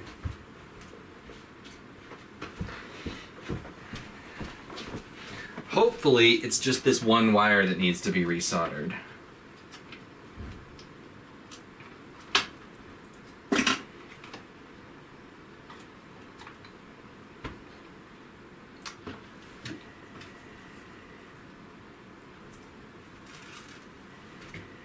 See if this is warm yet. Okay. Side note, these... Where's the camera? There you go. These are the best thing I've found to clean the soldering iron tip. The sponges are not great. Using a wet rag is not ideal because the water cools it down. These do a really great job and get it really shiny really quickly. And this one also has this so that you can rest the soldering iron on it.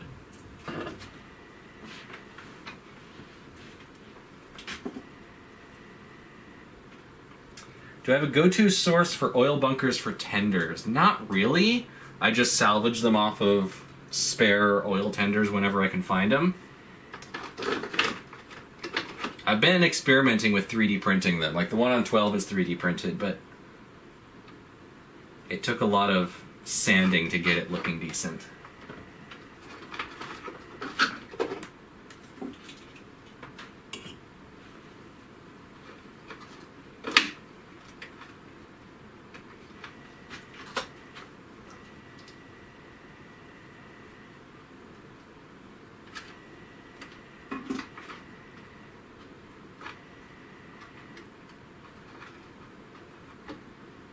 Problem with not doing this on an actual desk is that stuff falls over a lot.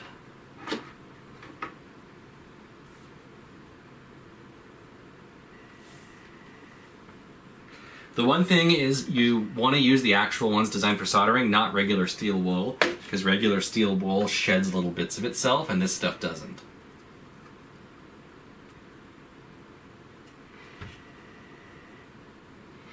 Have a good one, Model Rail Fan 37. Thanks for hanging out. Okay, so let's power this up again and see if it turns to a consistent position now, or if there's other broken wires that need to be resoldered.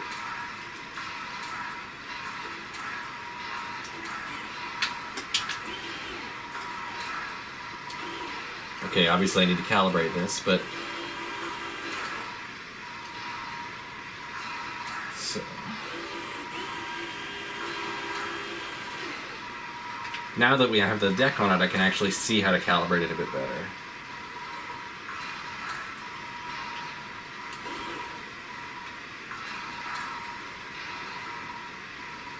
Obviously, this isn't going to get it exactly in position, but it should get it close enough that a magnet can do the rest.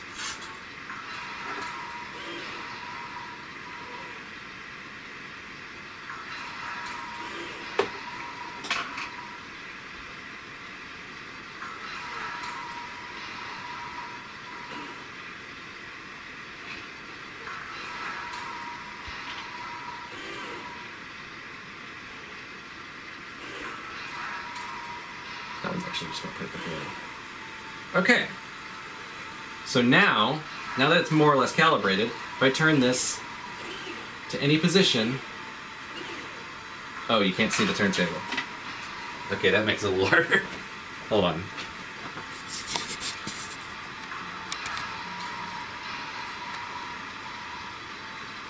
Oh, you got a Bowker, nice. Okay.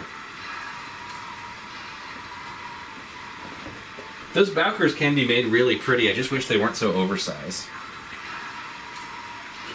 So now, it turns to whichever track is selected, and the light also indicates which one is selected.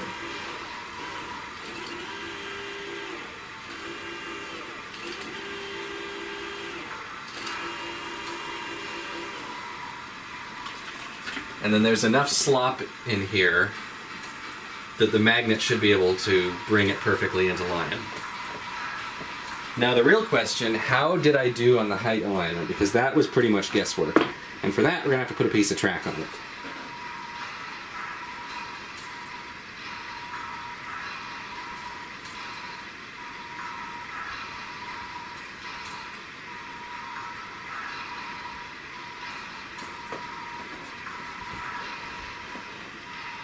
It took way longer than it should have to get this to... Oops, okay, and this is way too high. Alright, well, that's a design thing that I'm going to have to fix. But functionally, it's more or less getting there. Oops, yeah, see, not quite aligned right. Also, I think the rails on this might be a little too long, so it's getting trapped. I'll take that off for now.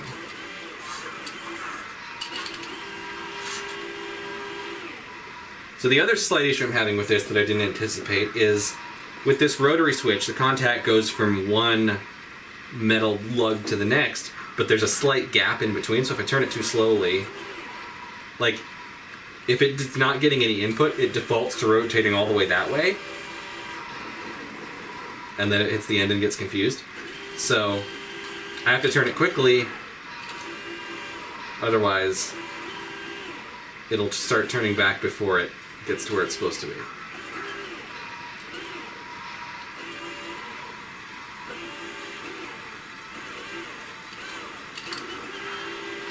The solution to that is I figured out if I turn this off, then what you can do, set it to the track you want, and then I put a button here so you can just press and hold the button and it'll turn to it. Then it's not on while you're actually turning this. So that should operate a bit smoother. Also, I need to figure out where to put an indicator light for the lead track, because there's no bumper in there. I'm thinking maybe I'll have like a vehicle here and have the headlights come on when that's selected or something. And it's something that blends into the scenery in a plausible way.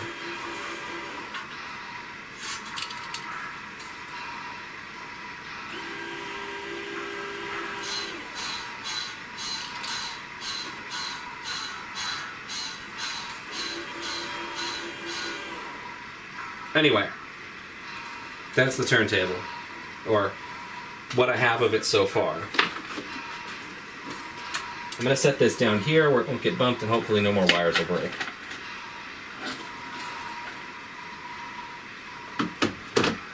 Now I can unplug the soldering iron and we can get back to running trains.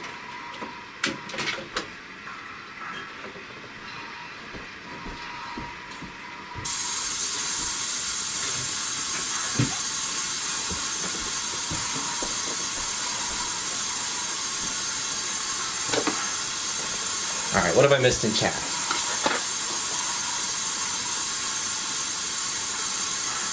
Thank you, Nate. Yeah, there's no code, it's just a servo mechanism.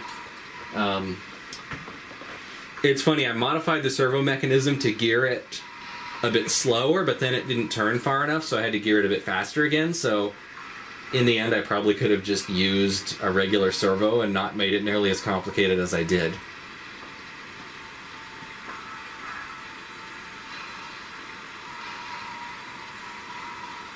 Smoke unit for the Athearn 280 and 440.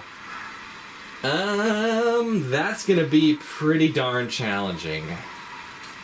Those are small enough engines that there's really not a whole lot of room there. The water-based units, I am working on a method to fit those into HO engines, but it's probably only gonna be very large HO engines because the discs themselves are 16 millimeters in diameter. And even if I could fit a water tank into an HO engine, it would go through the water in like a minute. Thank you, Red Dead. Yeah, the pit's not going to be quite this deep, obviously, because there's going to be a cosmetic piece that fits in here to hide all of the mechanism. But it'll be... that'll probably be about where the floor of it is.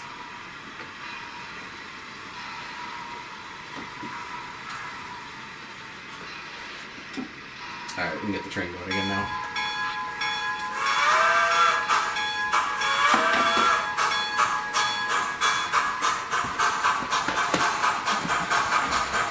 There are some real turntables that don't have a pit. Like the B&O Railroad Museum has one that's just flat, like the Atlas turntable.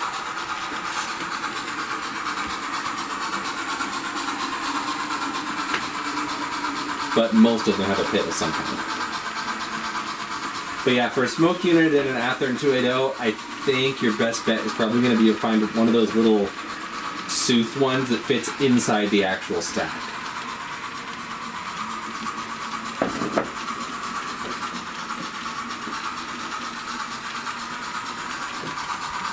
Nevada State Railroad Museum. Let me look up what that turntable looks like.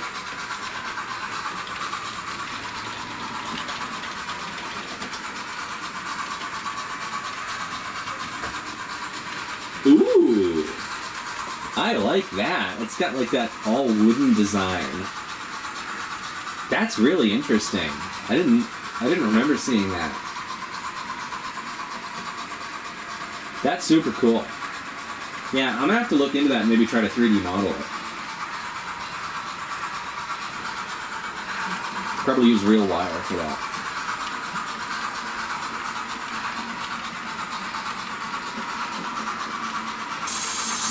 Red Dead, I'm still figuring out what the actual turntable deck is going to look like. Right now I'm mostly focusing on the functional aspect of it.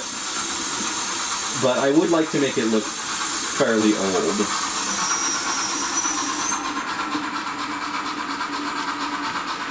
Nate, unfortunately there's only so slow I can make the movement because if I reduce the voltage to the servo any more than this, then it starts to behave weirdly because it's not getting the voltage it expects. So that's going to be the speed that it is.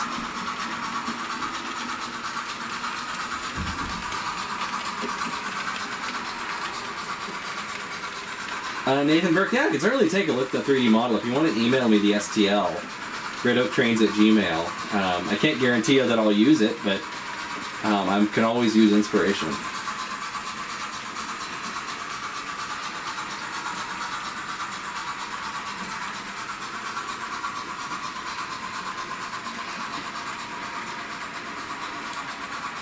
Actually, we've been running 7 for a while. Maybe I'll swap out the train. Might be time for a freight train.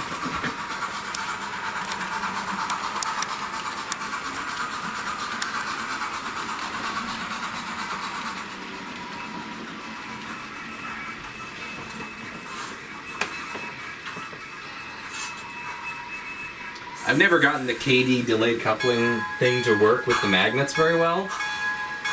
But one thing that you can do, that I do all the time, is manually set it in the delayed position, and then I can back this consist into the yard track.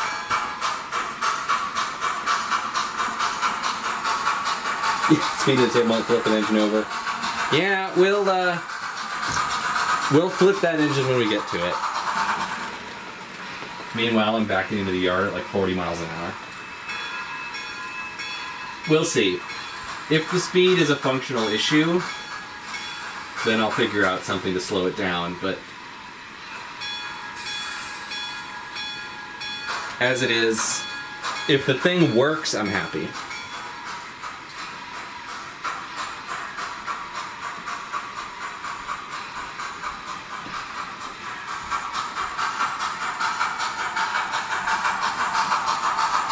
So I'm going to park this in front of 12, and then we'll use the Prairie to run the freight train.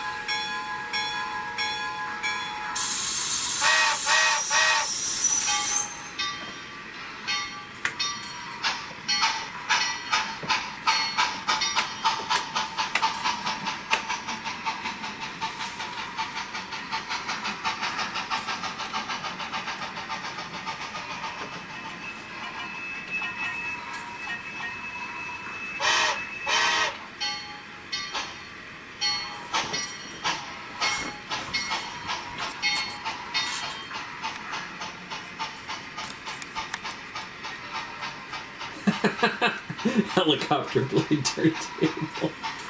Tweetsy, I could technically run a doubleheader, but none of these are speed matched, so I'd have to manually control them. And the last time we tried to do that, it resulted in a massive derailment, so I'm not super eager to try it again.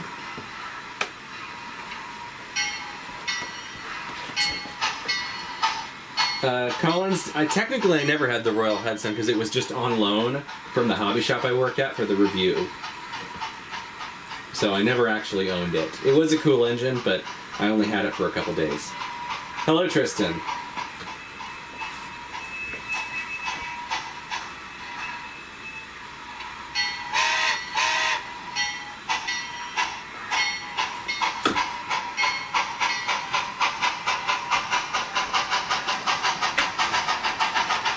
Uh-oh. Okay, Tweetsy. I think when you said massive derailments are fun, I think the train heard you. Because that just happened.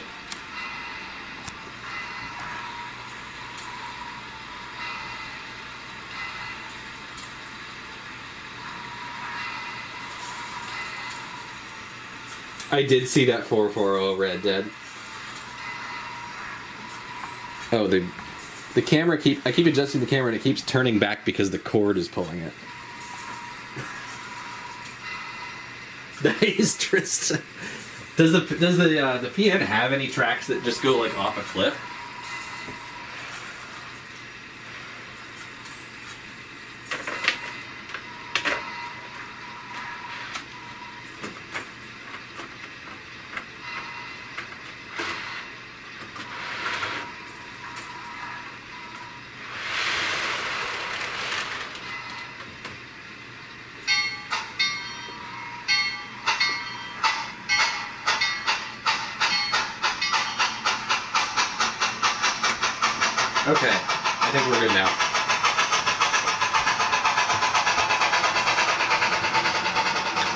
You have caused confusion. Oh, you know what?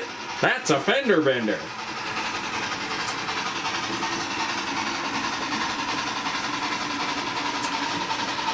Chase, mine didn't come with a speaker because I got the plain DC version, like the DCC ready one. If you get the one with sound, it does come with a speaker.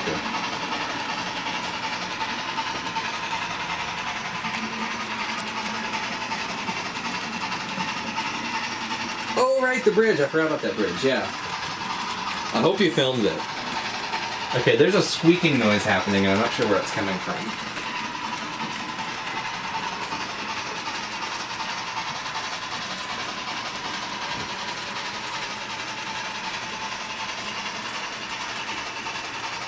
I think it might be one of these. Hold on.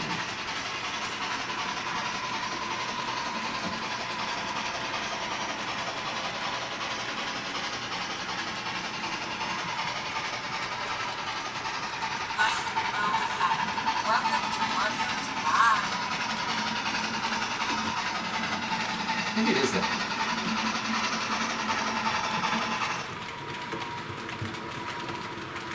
Okay, the squeaking's still happening. I've muted that.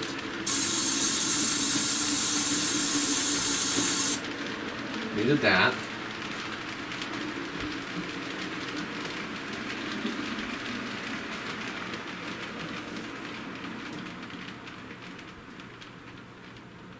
I don't think it's the engine. I think it's one of these cars. Yeah, it's not the... Oh, I know what it is.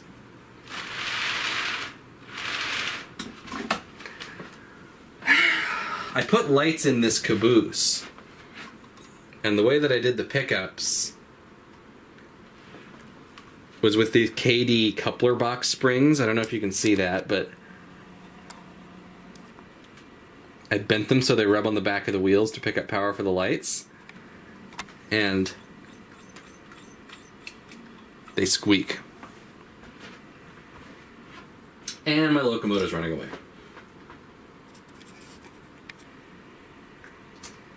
Chase, yeah, I'm gonna put a Sugar Cube speaker in it.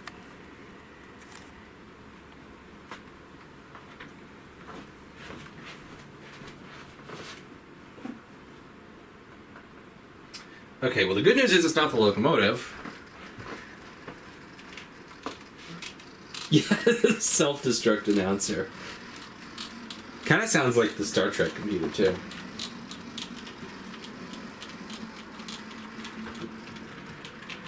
This does grind a tiny bit in reverse because it's meant to a gearing, but in forward it's pretty smooth. You can still hear it a tiny bit.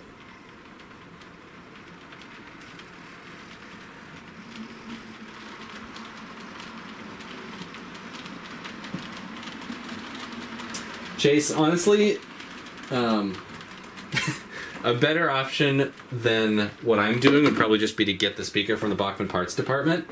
My method of using a Sugar Cube one required a fair bit of cutting on the frame.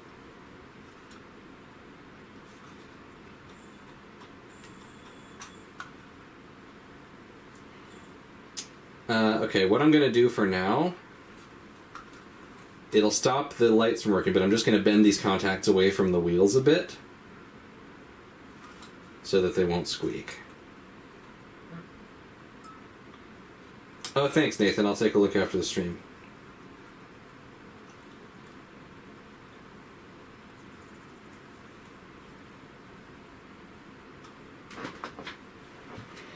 Alright, well, the lights are not going to work, but at least it won't squeak. I'll fix that later.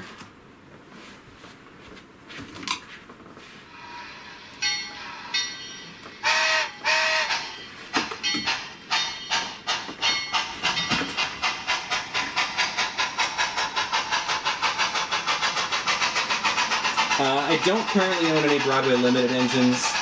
I've had some very bad experiences with the Paragon decoders. Bachmann, oh no, actually, okay, Chase, hold on. Bachmann does sell the speaker alone, but for some reason it's not listed under that model in the parts thing. It's listed under the universal parts. Hold on, I'll find it. I remember looking for this before. It's annoying the way that they don't list it under that actual model, even though that is the speaker that it uses. And you can tell that's the speaker that it uses because if you look at the parts diagram, the part number matches.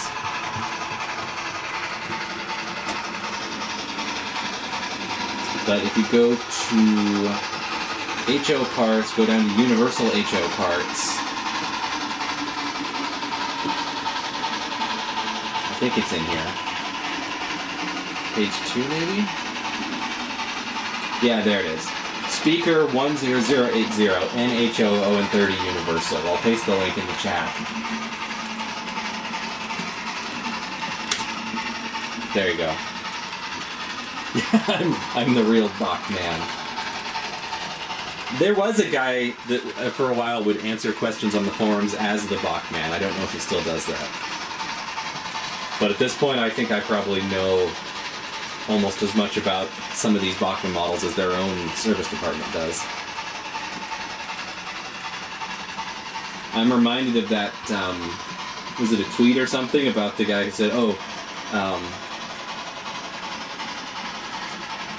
like this guy applied to our company, got hired, fixed a bug that had been bothering him, and then quit.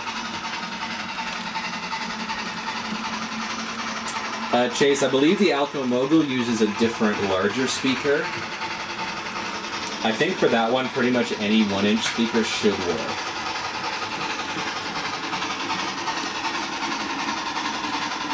What locomotive for a Westport and Shelter Cove 6? That's a good question, because 7 is a fairly modern-ish 440 from around the turn of the century, so 6... I mean, I guess they can't all be 440s. Maybe, maybe like a 19th century Mogul, like a V&T Mogul sort of thing.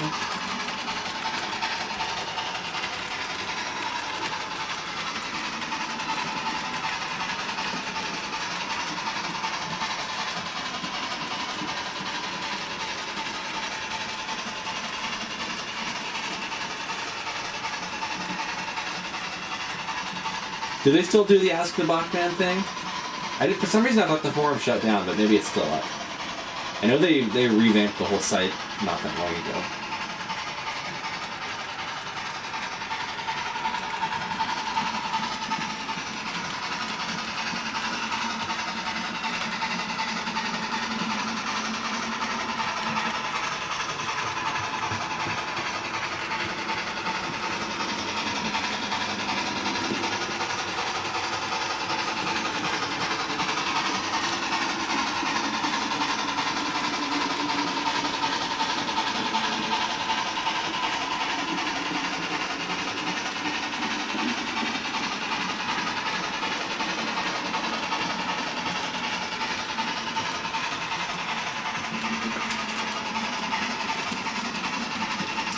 Any Kato stuff? I think I might have some N scale. I don't think I have any HO. Hold on, let me look. I might have one of their N scale diesels.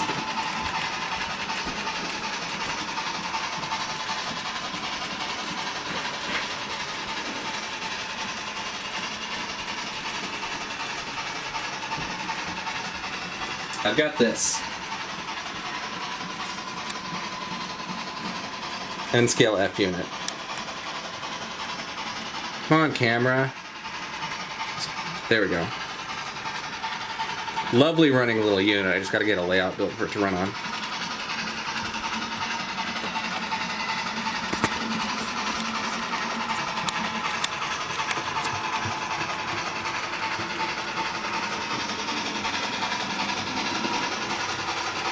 Gilded rail, yes. Actually, watch this. If I turn the turntable knob, the lights indicate which track is selected. Wait till the train gets out of the way.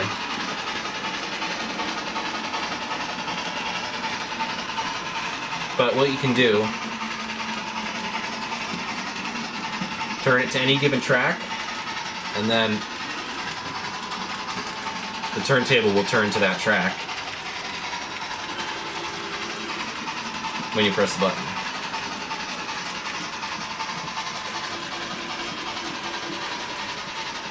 It's a work in progress, but I think it's promising. Yeah, really. I do want to do that on the O-Gauge layout, Rock Gamers. I'm just trying to figure out where there's space for it.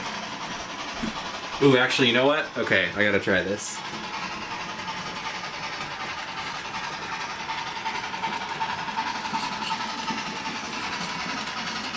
Okay, that's pretty cool.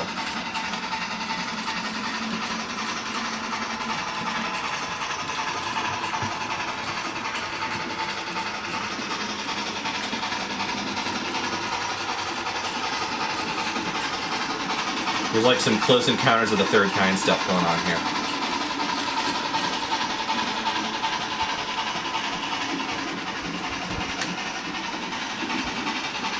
Alright, well that was fun.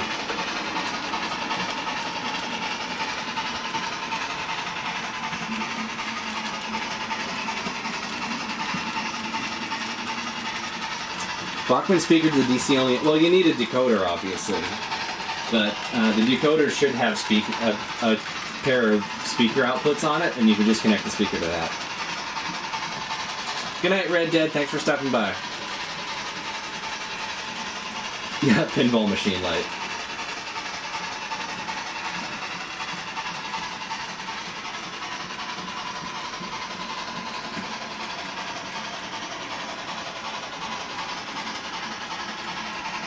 Oh wow, it's after 11.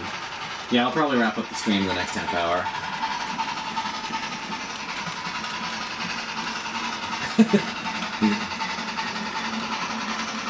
X-Files theme intensifies.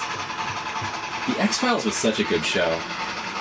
I wish we could put copyrighted stuff on the drive-in. I just put on random episodes of the X-Files.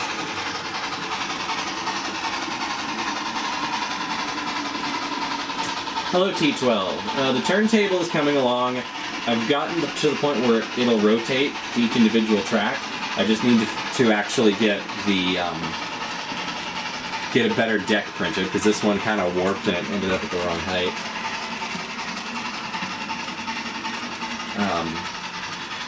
And get the magnets installed.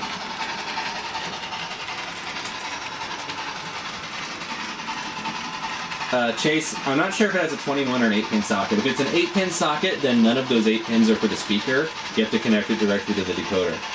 If it's a 21-pin, then there might be speaker connection pads on the board itself. Biggest locomotive I own...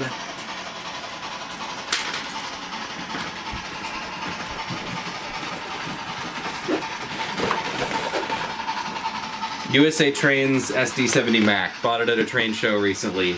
Not really my era or the scale that I do much of, but it was too good a deal to pass up.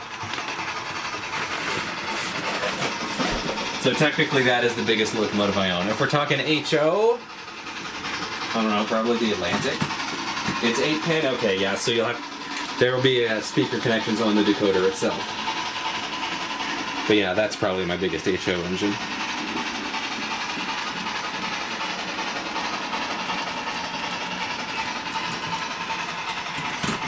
Okay, yeah, if it's a non-sound decoder and it's an 8-pin, then when you buy a sound decoder, get one with an 8-pin harness, and then there should be a couple of other wires outside of the harness, and 2 of those will be speaker wires. I think they're usually purple, but double check the wiring diagram that it comes with to make sure.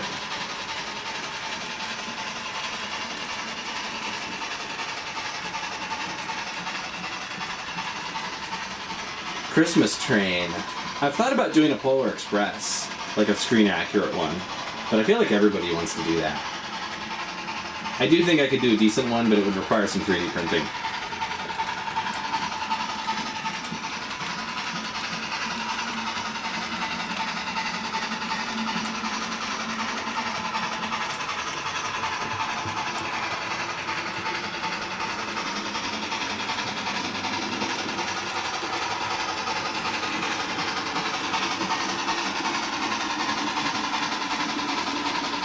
Yeah, Rock Gamers,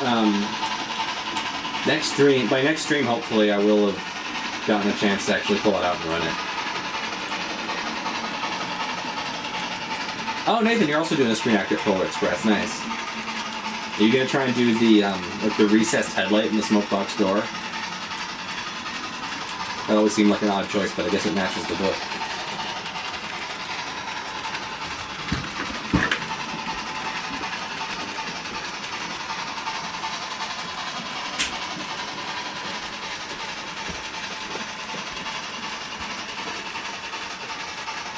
I had one of those Lionel Burks briefly, and it was one of the biggest pieces of junk I've ever encountered outside of my Paragon 3 K4.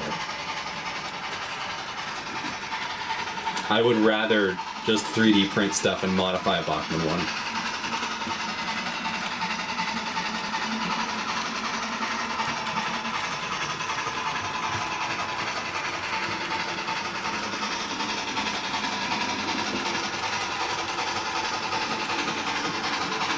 If you do get a Lionel one, anybody watching, you probably want to put a different sound decoder in it.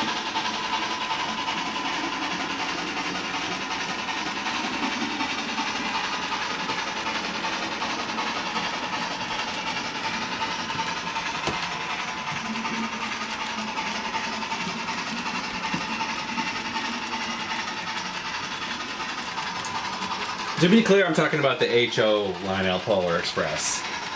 The O-gauge ones are fine, but the HO one, Lionel has never really seemingly understood how to make an HO model. They keep basically just trying to apply all the same design philosophies as their O-gauge stuff, and it doesn't really work.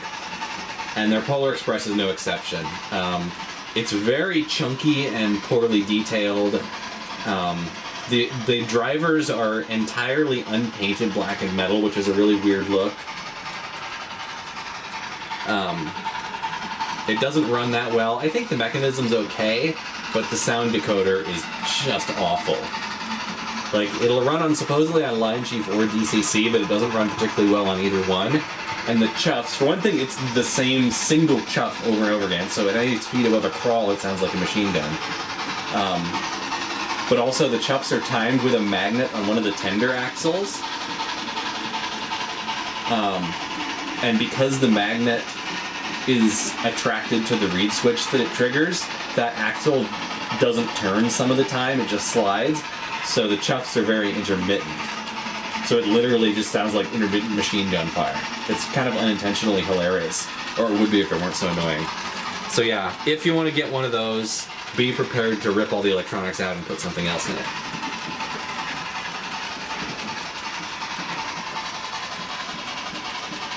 Oh yeah, the O-gauge, like the Legacy Brass Hybrid 440. I did like the Polar Express scheme on that.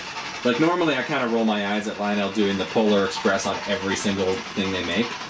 Like, the Acela Polar Express was pretty silly. But I did like the implied history on the 440. It kind of fits with the aesthetic. I'm not going to buy it, because it's like $2,000 or whatever. But that's probably the least worst of all of the non-screen accurate Polar Express ones they've done. SMT Mainline might have done a video on it. I'm not sure. SMT Mainline's done a video on pretty much every HO model under the sun, so I'm guessing probably so. The Polar Express RDC. Yeah, I saw one of those in person at a train show, and it's every bit as ridiculous as it looks. See, in my headcanon, because the original Polar Express was set in the 50s, the Acela Polar Express is what it looks like now. Like, if you're a kid and you see the Polar Express, it's just going to be the Acela one, which I only believe that for the sake of comedy. Like, it doesn't actually make that much sense. But I do think it would be funny if, like, if there was ever a Polar Express sequel movie, not that there should be, but if they somehow managed to tie in the Acela Polar Express to that. Hello, Josh. I'm doing good. It is kind of funny to do it for the memes. It just seems like if you're making a $2,000 Brass Hybrid Legacy model for every meme, like, where are your priorities? Like, who's gonna buy that? Yeah, I'd rather just get... I agree with that, Shadow. I'd rather just get that regular Pure Marquette 1225. And then if you want a Polar Express, you can just have an alternate tender for it that says Polar Express on it. Or even just a tender shell. and then just swap that out in December and swap it back in January.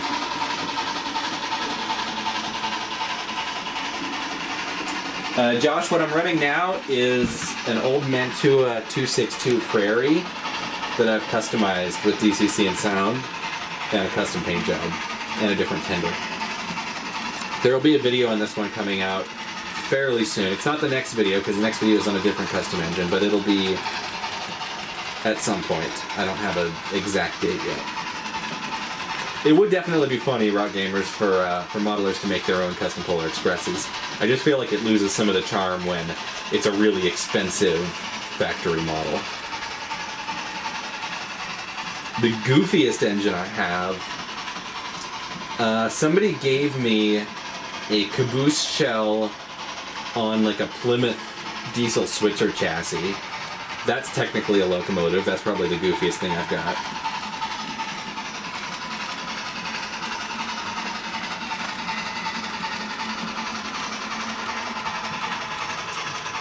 Polar Express sequel, yeah, I mean, I feel like it was kind of a self-contained story. It doesn't really need a sequel. If anything, I would rather see a live-action remake. Thank you, Josh. Yeah, I'm pretty pleased with how it turned out.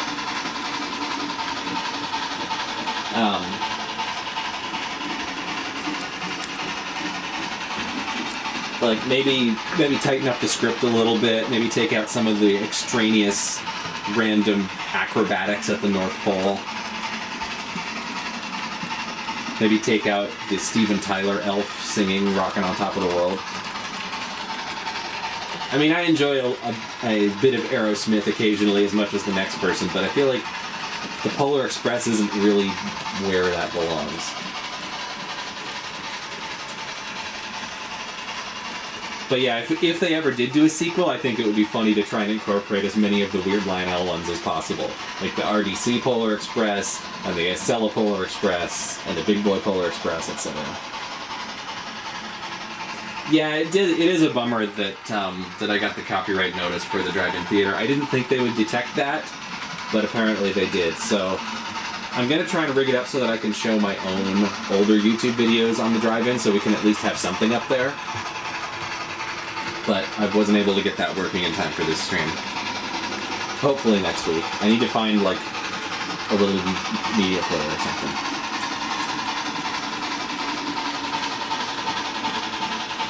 Ooh, cheese quesadilla and shrimp ramen with sweet tea. That sounds amazing.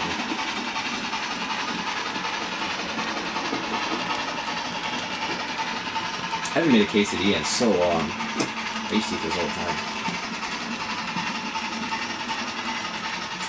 Yeah, I have looked at the art in the books. It is really close. I know Chris Van Allsburg said that the 1225 was his inspiration for the art in the book. Obviously, he took some artistic liberties to get the style right.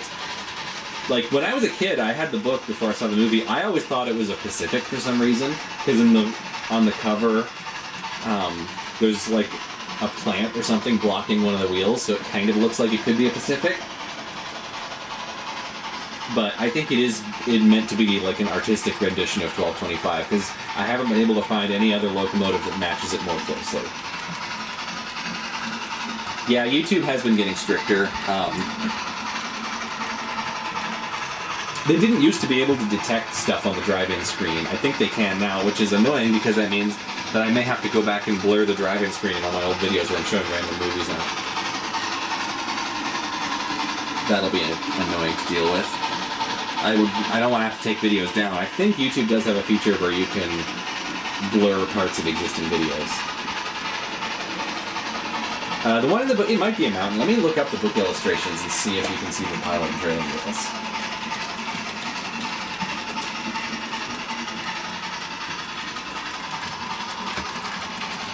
It definitely does look like a four-wheel pilot truck and a two-wheel trailing truck, so yeah, it could be a mountain. But again, also, there's a plant in the way, so you can't really tell. And actually, yeah, it's just, I mean, there's so much, like, snow and steam and stuff partly blocking the view that it's really hard to tell, at least in the cover image. I don't know if there's any, any images of it from other angles and the rest. I don't have a copy of the book on here. But given that 1225 was the original inspiration for the book, I think it makes sense for it to be the engine movie. And besides, it's numbered 1225, which is Christmas Day, so it was meant to be.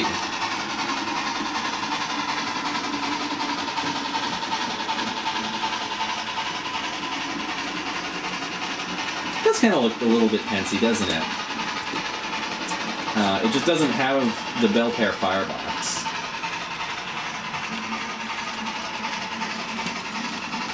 Hello, Ricardo. I saw earlier that you sent me a Facebook message, and I haven't had a chance to respond to it yet, but I will later. Yeah, B-roll from the IRL adventures. I'm thinking I'll cut together like a reel of B-roll from various videos that would be interesting to have in the background, and I'll just put that on a loop.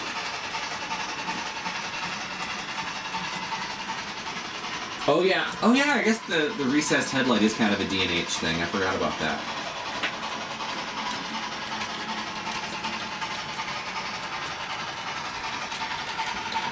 I wonder if there's a D&H locomotive out there somewhere that looks like the Polar Express book illustrations.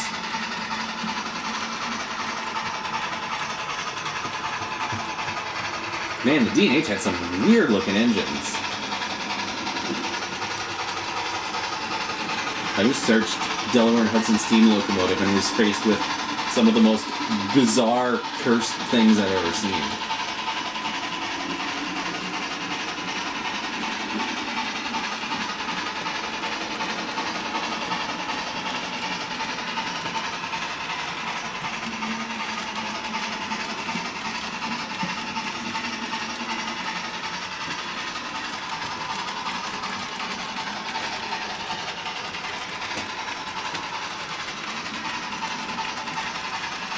Oh, none of them survived. That's a shame. Well, there could have been at some point maybe one that looked like the book illustration Polar Express.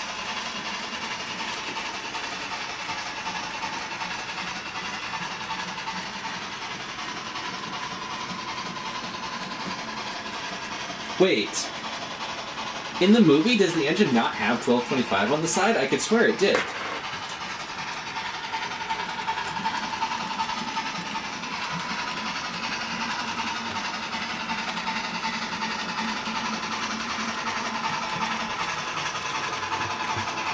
Okay, that's gonna bother me. Now I'm gonna have to look up a scene from the movie.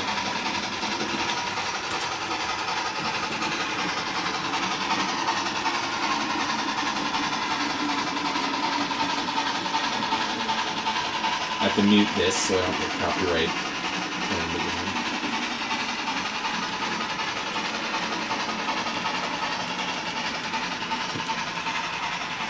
Well, I'll be darned. There is no number on the side.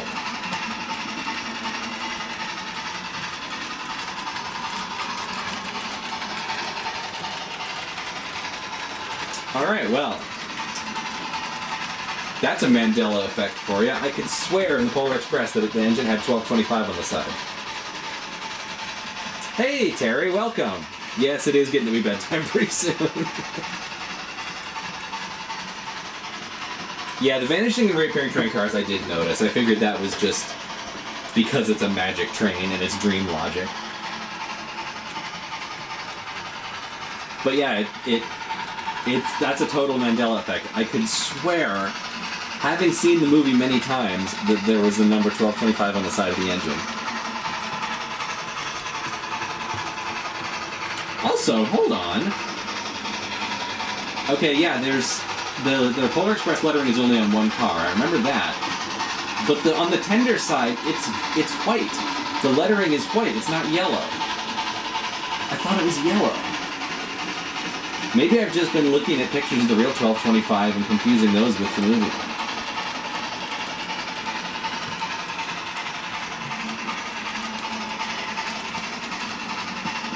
Have a good night, Terry.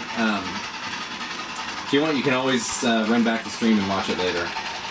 And I do these every Tuesday night, so you're welcome to join anytime. Yeah, the lettering on the side of the passenger car is gold, but on the engine it's white.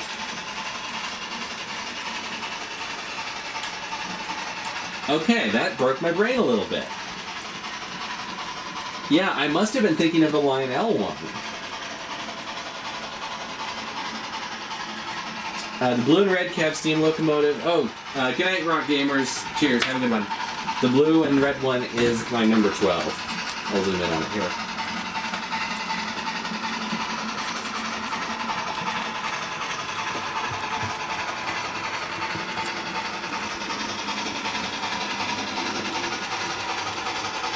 Paint job is very loosely based on Chesapeake and Ohio 377, on the assumption that its white boiler was originally blue and it just faded, which I think was a common thing back in the day. It was probably not this exact shade of blue, but I got as close as I could. Gilded rail, white or gold, it really depends on the engine. I think for anything that looks a little bit older, I like gold. For anything that looks a little bit more modern, I like white. The Cowcatcher Pilot has an empty coupler pocket. Okay.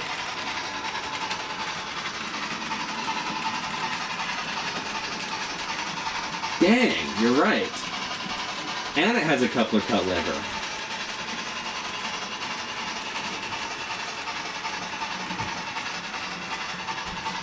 Okay, clearly I have spent too much time looking at Lionel's quote-unquote models of this locomotive, as opposed to the actual movie.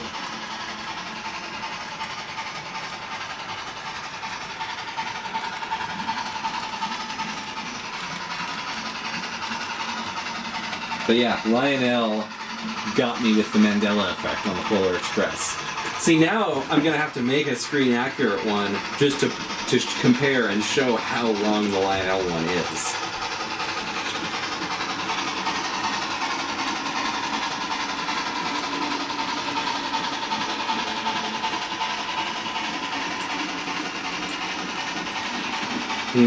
Okay.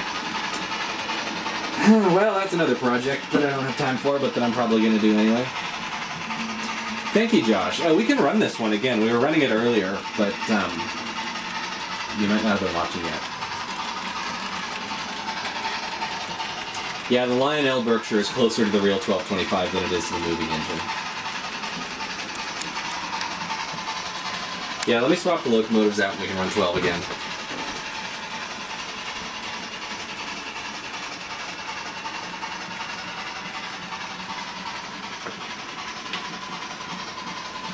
I'm gonna cheat and move 7 by hand over to this track.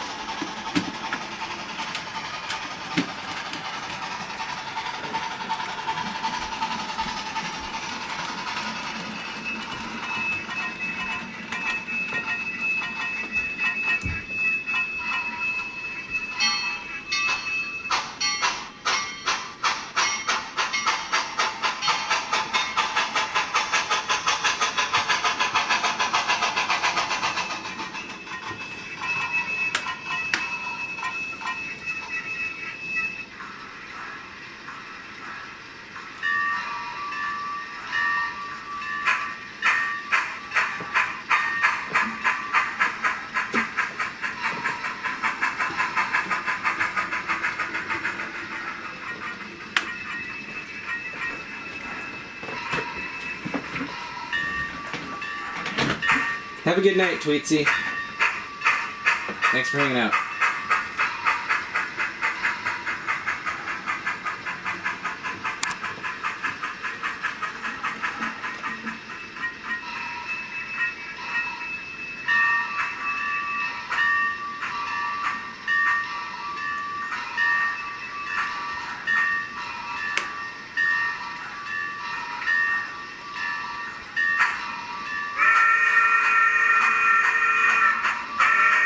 Oh, you got one of the Lionel Generals. Nice. I've looked at a couple of those for sale. I haven't pulled the trigger on one yet.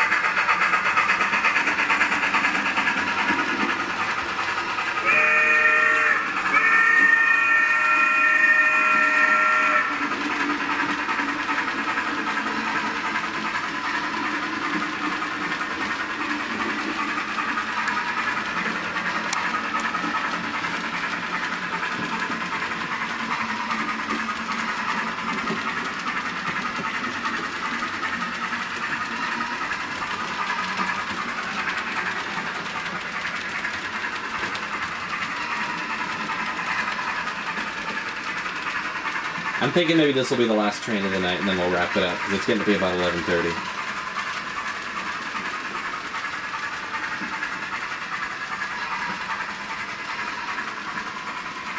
Yeah, starting any YouTube channel is hard, because the algorithm heavily favors already established channels.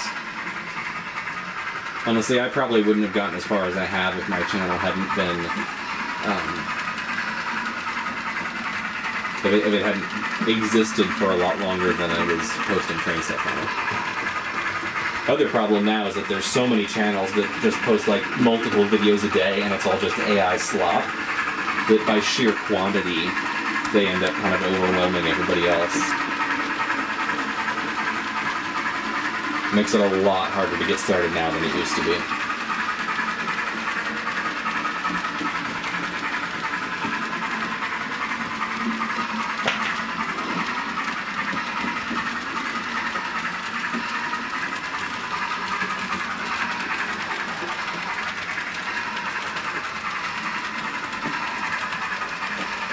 Yeah, Nathan, I have noticed that Lionel's blue on the passenger cars is way too light. Josh, I'm in Massachusetts.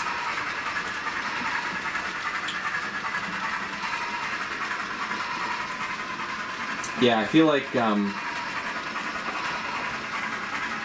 me look up the Lionel ones.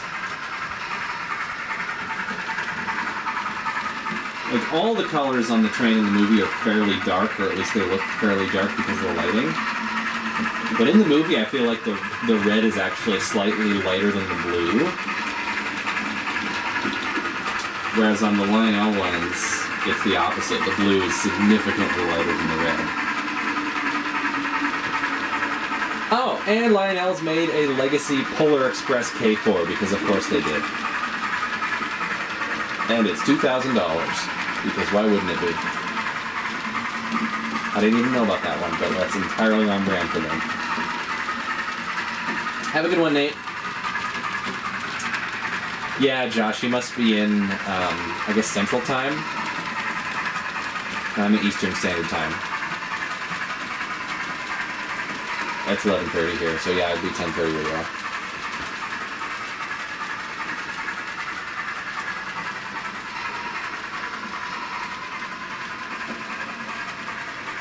Yeah, the passenger cars are weird. Honestly, more than anything else, the Polar Express cars kind of look like these little 60-foot commuter cars that I've got. I'm not sure what the prototype for those is. Although, okay, here's something weird about the Polar Express passenger cars that you'll never be able to unsee. Next time you look at the movie, look at the doors and how the windows on the doors line up with the windows on the rest of the car. On a regular passenger car, they are not the same height. Like if you look here, the windows and the doors are significantly higher up than the windows on the rest of the car, because you're meant to look through the door window while standing up, and the rest of the windows while sitting down. Makes sense, right? On the Polar Express, they are the same height. Now that makes sense if you're a child, and your face is at child eye level, where normal windows are standing up height. But what that means is that the Polar Express coaches were specifically designed for child passengers, because they don't match.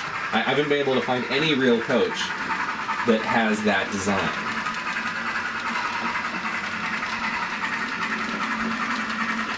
And what's funny is Lionel got this right. Have a good night, Josh. Lionel got this right on like the plastic G-scale ready-to-play sets, because they tooled those from scratch. On the O-gauge and the HO sets, they have the wrong windows because they're based on existing passenger car tooling that was based on a real prototype. And instead of having the stripes continue as they do in the movie, they just stopped them on the doors. So there is, but of course the ready-to-play ones, the proportions are all wonky because it's a toy train. So there has never been an accurate Polar Express coach made in any scale as far as I know.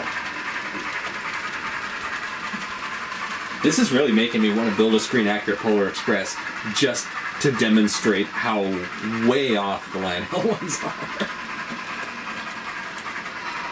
IHC Pensy chair cars. Let me look those up.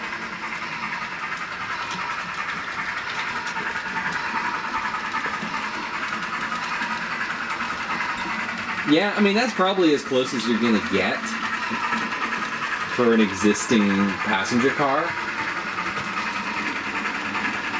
Because there's just nothing that matches. Yeah, the tons of reskinned HO scale Polar Express ones. Because Lionel made that tool and he was like, oh, crap, this is like a very seasonal thing. You know what, Train Street? I totally understand. Like, I'm not going to say that I'm not a fan of the Polar Express, because it was a pretty major part of my childhood. But the movie especially, I've always found to be very deeply flawed. I've gotten more into it lately because my friend Peter's a big fan of it, but... like, the book was a nice little children's book. It was a very simple, succinct little story. The movie is so unbelievably padded for runtime that they basically had to just have a bunch of random stuff happen. And I mean, the premise is a little bit weird if you think about it. But I mean, it's dream logic. What are you going to do? It's from the perspective of a kid who probably just had a really vivid dream. And then happened to get a similar looking bell.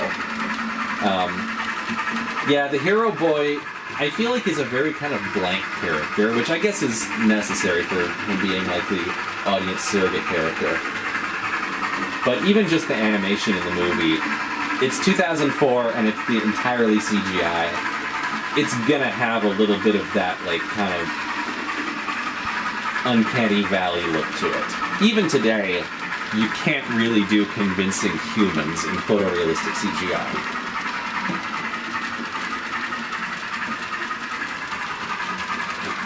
That's why I was saying earlier that if they were going to do a new Polar Express movie, I'd want it to be a live-action remake. Yeah, his whole personality is, are you sure? Yeah. He's honestly not the greatest protagonist. But again, he's not really meant to be a character. He's just meant to be an audience surrogate. He just could stand to be a slightly less uncertain and whiny audience surrogate. Yeah, Berkshire Mainline's a huge bulge. Who would have guessed? His unbelievably detailed, gorgeous custom 1225 might have spoiled it.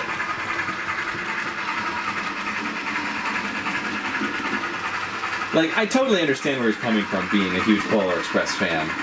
I'm not quite as big of a Polar Express fan as he is. Like, not to the point of building a custom 1225, but I am a fan of, like, just kind of, like, movie vehicles in general. There's movie cars, movie trains, anything where you can go like, hey, that's the one from the movie. So it does bother me that Lionel's Polar Expresses are also so incorrect, and I kind of want to make a custom screen-accurate one just for that. I don't know, though. It's not really a franchise that I'm emotionally invested in enough to sink a lot of money into a custom. But yeah, you know what? I think I can see where people are coming from, both liking and disliking the Polar Express, especially the movie. Hello, Peter. Yeah, we were talking about the Polar Express, and apparently Tristan is not as big of a fan of it as you are. Trucking Industries, yes, I had a big crash a couple of streams ago.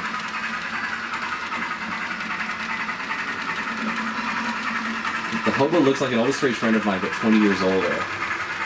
Come to think of it, he kind of looks like a guy that I used to work with at the hobby shop.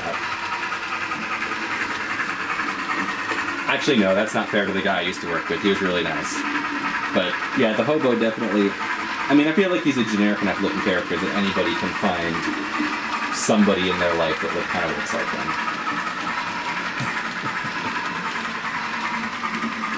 Peter, I was telling them about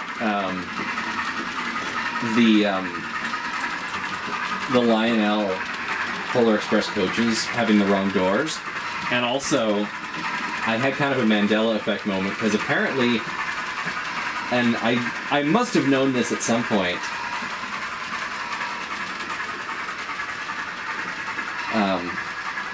but the engine in the movie has white lettering on the tender instead of yellow, and there's no number, which for some reason I could swear there was a number and yellow lettering. I must have just been looking at the Lionel ones. Oh, thanks, Trucking Industries.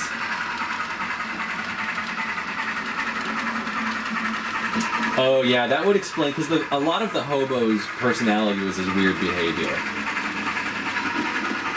Like, he is a strange character. I feel like he could have very easily been kind of a sinister character, like the Scrooge puppet. I guess that he is technically the Scrooge puppet.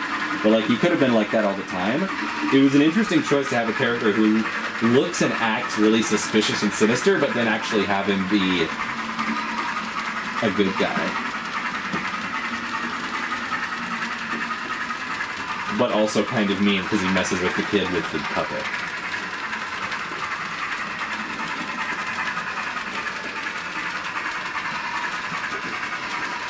Peter, I may have to watch the movie again because the more I look into it, I found a clip on YouTube and I keep finding more stuff about the train that I remembered being different from what it is. It almost feels like I watched a different movie.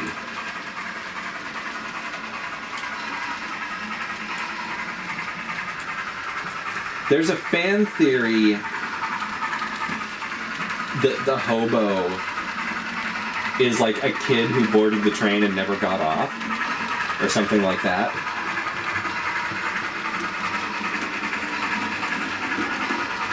I don't remember the details of it, but there was like somebody had a fan theory of like why the hobo is there and who he is.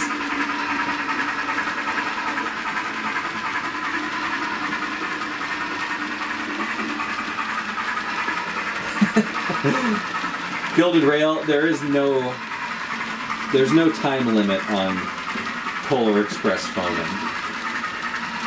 That is a hobby for any season.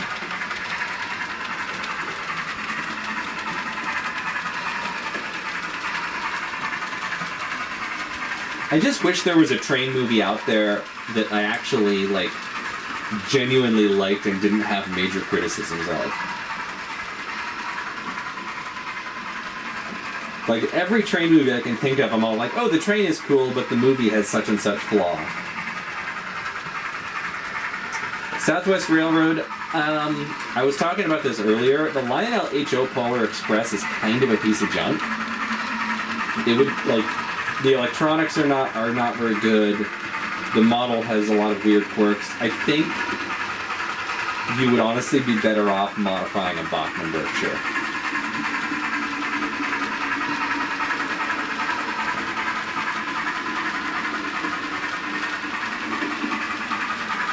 Oh! A deleted scene. The hobo got on the train and died after he hit Flat Rock Tunnel. That does kind of make sense, but I understand why they cut that, because that's pretty dark for a kid's movie.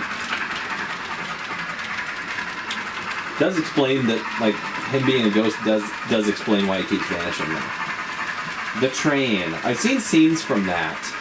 I don't think I've seen the whole thing. Yeah, the Lionel H.O. Polar Express. The issue with the chuffs, I figured out, was because they're timed with a magnet on one of the tender axles, but the magnet adds so much rolling resistance that half the time the axle just doesn't turn.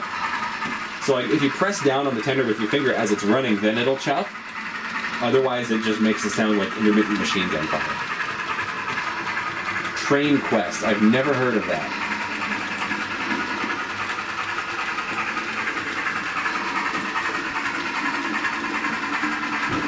I will say, though, if you thought the locomotive was bad in the Lionel H.O. Polar Express set, the track was so much worse.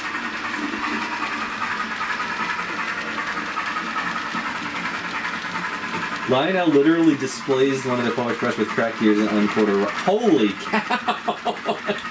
See, I didn't take it apart to look at the mechanism. I didn't realize it had the plastic axle thingies. Good lord. Okay, yeah, well... Yeah, Southwest Railroad, don't buy the Lionel H.O. Polar Express. Just say no. Just get a Bachmann one and modify it to your heart's content. The super creepy Lionel movie, I saw some YouTuber do like a review on it. I haven't seen the actual movie and I'm not sure I want to.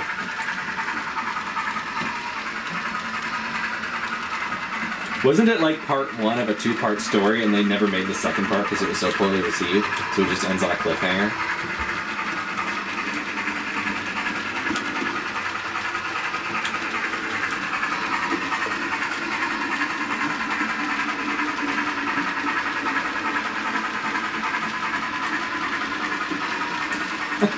I must have missed it at Big E, Tristan. I don't think I actually even went by the Lionel booth when I was there this past year. Sounds like I didn't miss much.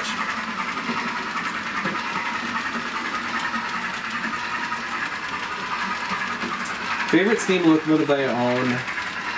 Honestly, it changes from one day to the next. Right now, it's probably this Spectrum 440, if I can get the camera to focus on it.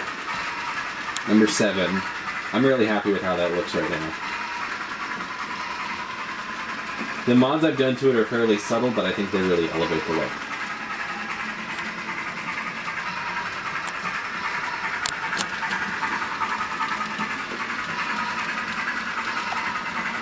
I do remember seeing a really weird deleted scene from the Polar Express where like the engineer and fireman do a musical number. Is that the same scene?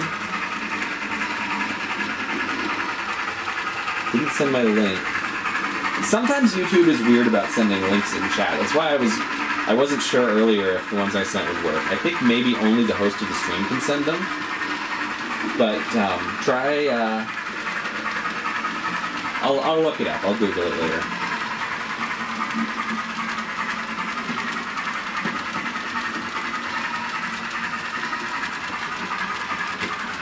I think I am going to wrap up the stream pretty quick. 13's not dead, it's just resting.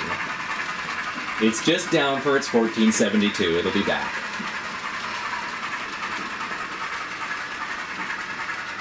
And by that, I mean I'm going to get another Spectrum 440, put the Vanderbilt tender on it, and paint it up as 13. Or 460, sorry. But, in universe, 13 is just down for its 1472. You're watching Rango right now, nice. Have you gotten to the part where they're like flying through the canyon to Ride of the Valkyries yet? I love that scene.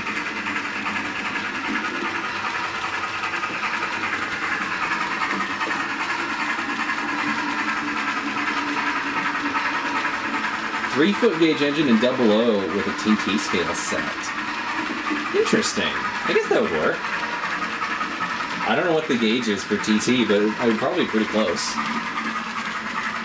Yeah, that's actually a really neat idea. What is that? TT is, I think, 12 millimeter gauge?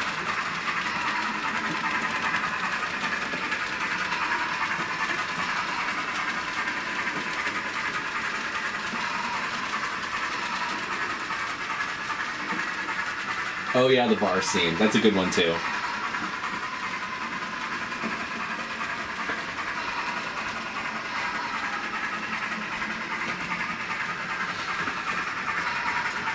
Alright, well I think I might wrap things up before it gets too much later.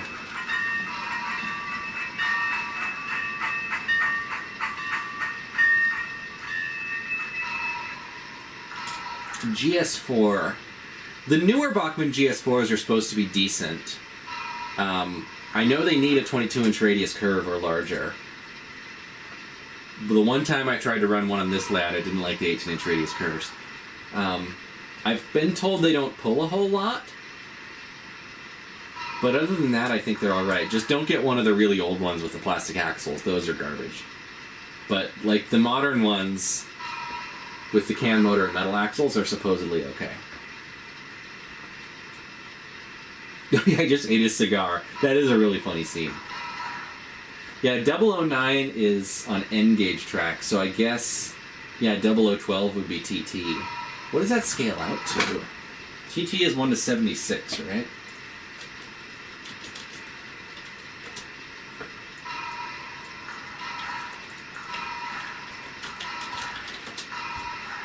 Wow, that is almost exactly 36 inches. Dang. Okay, yeah. So that's, yeah, that'll actually work really well. Cool. Alright, thanks for hanging out, Gilded Rail. Yeah, everybody, thank you for commenting. Thank you for watching. I will return this time next week. And, yeah, I can't think of anything clever to say. Oh, I'm good, Southwest Railroad. Thanks for asking. Yeah, 13. Cape Gauge is, what, 42? It's, well, okay, yeah. Obviously, it'll take some work to make it work, but I think it's a good idea. It certainly scales out well. Good night, Crazy Spud. Good night, everybody. Cheers. Eat your vegetables, and if you have to run a pusher engine, don't use one with a traction tire. That's my advice. Cheers, everybody. Good night.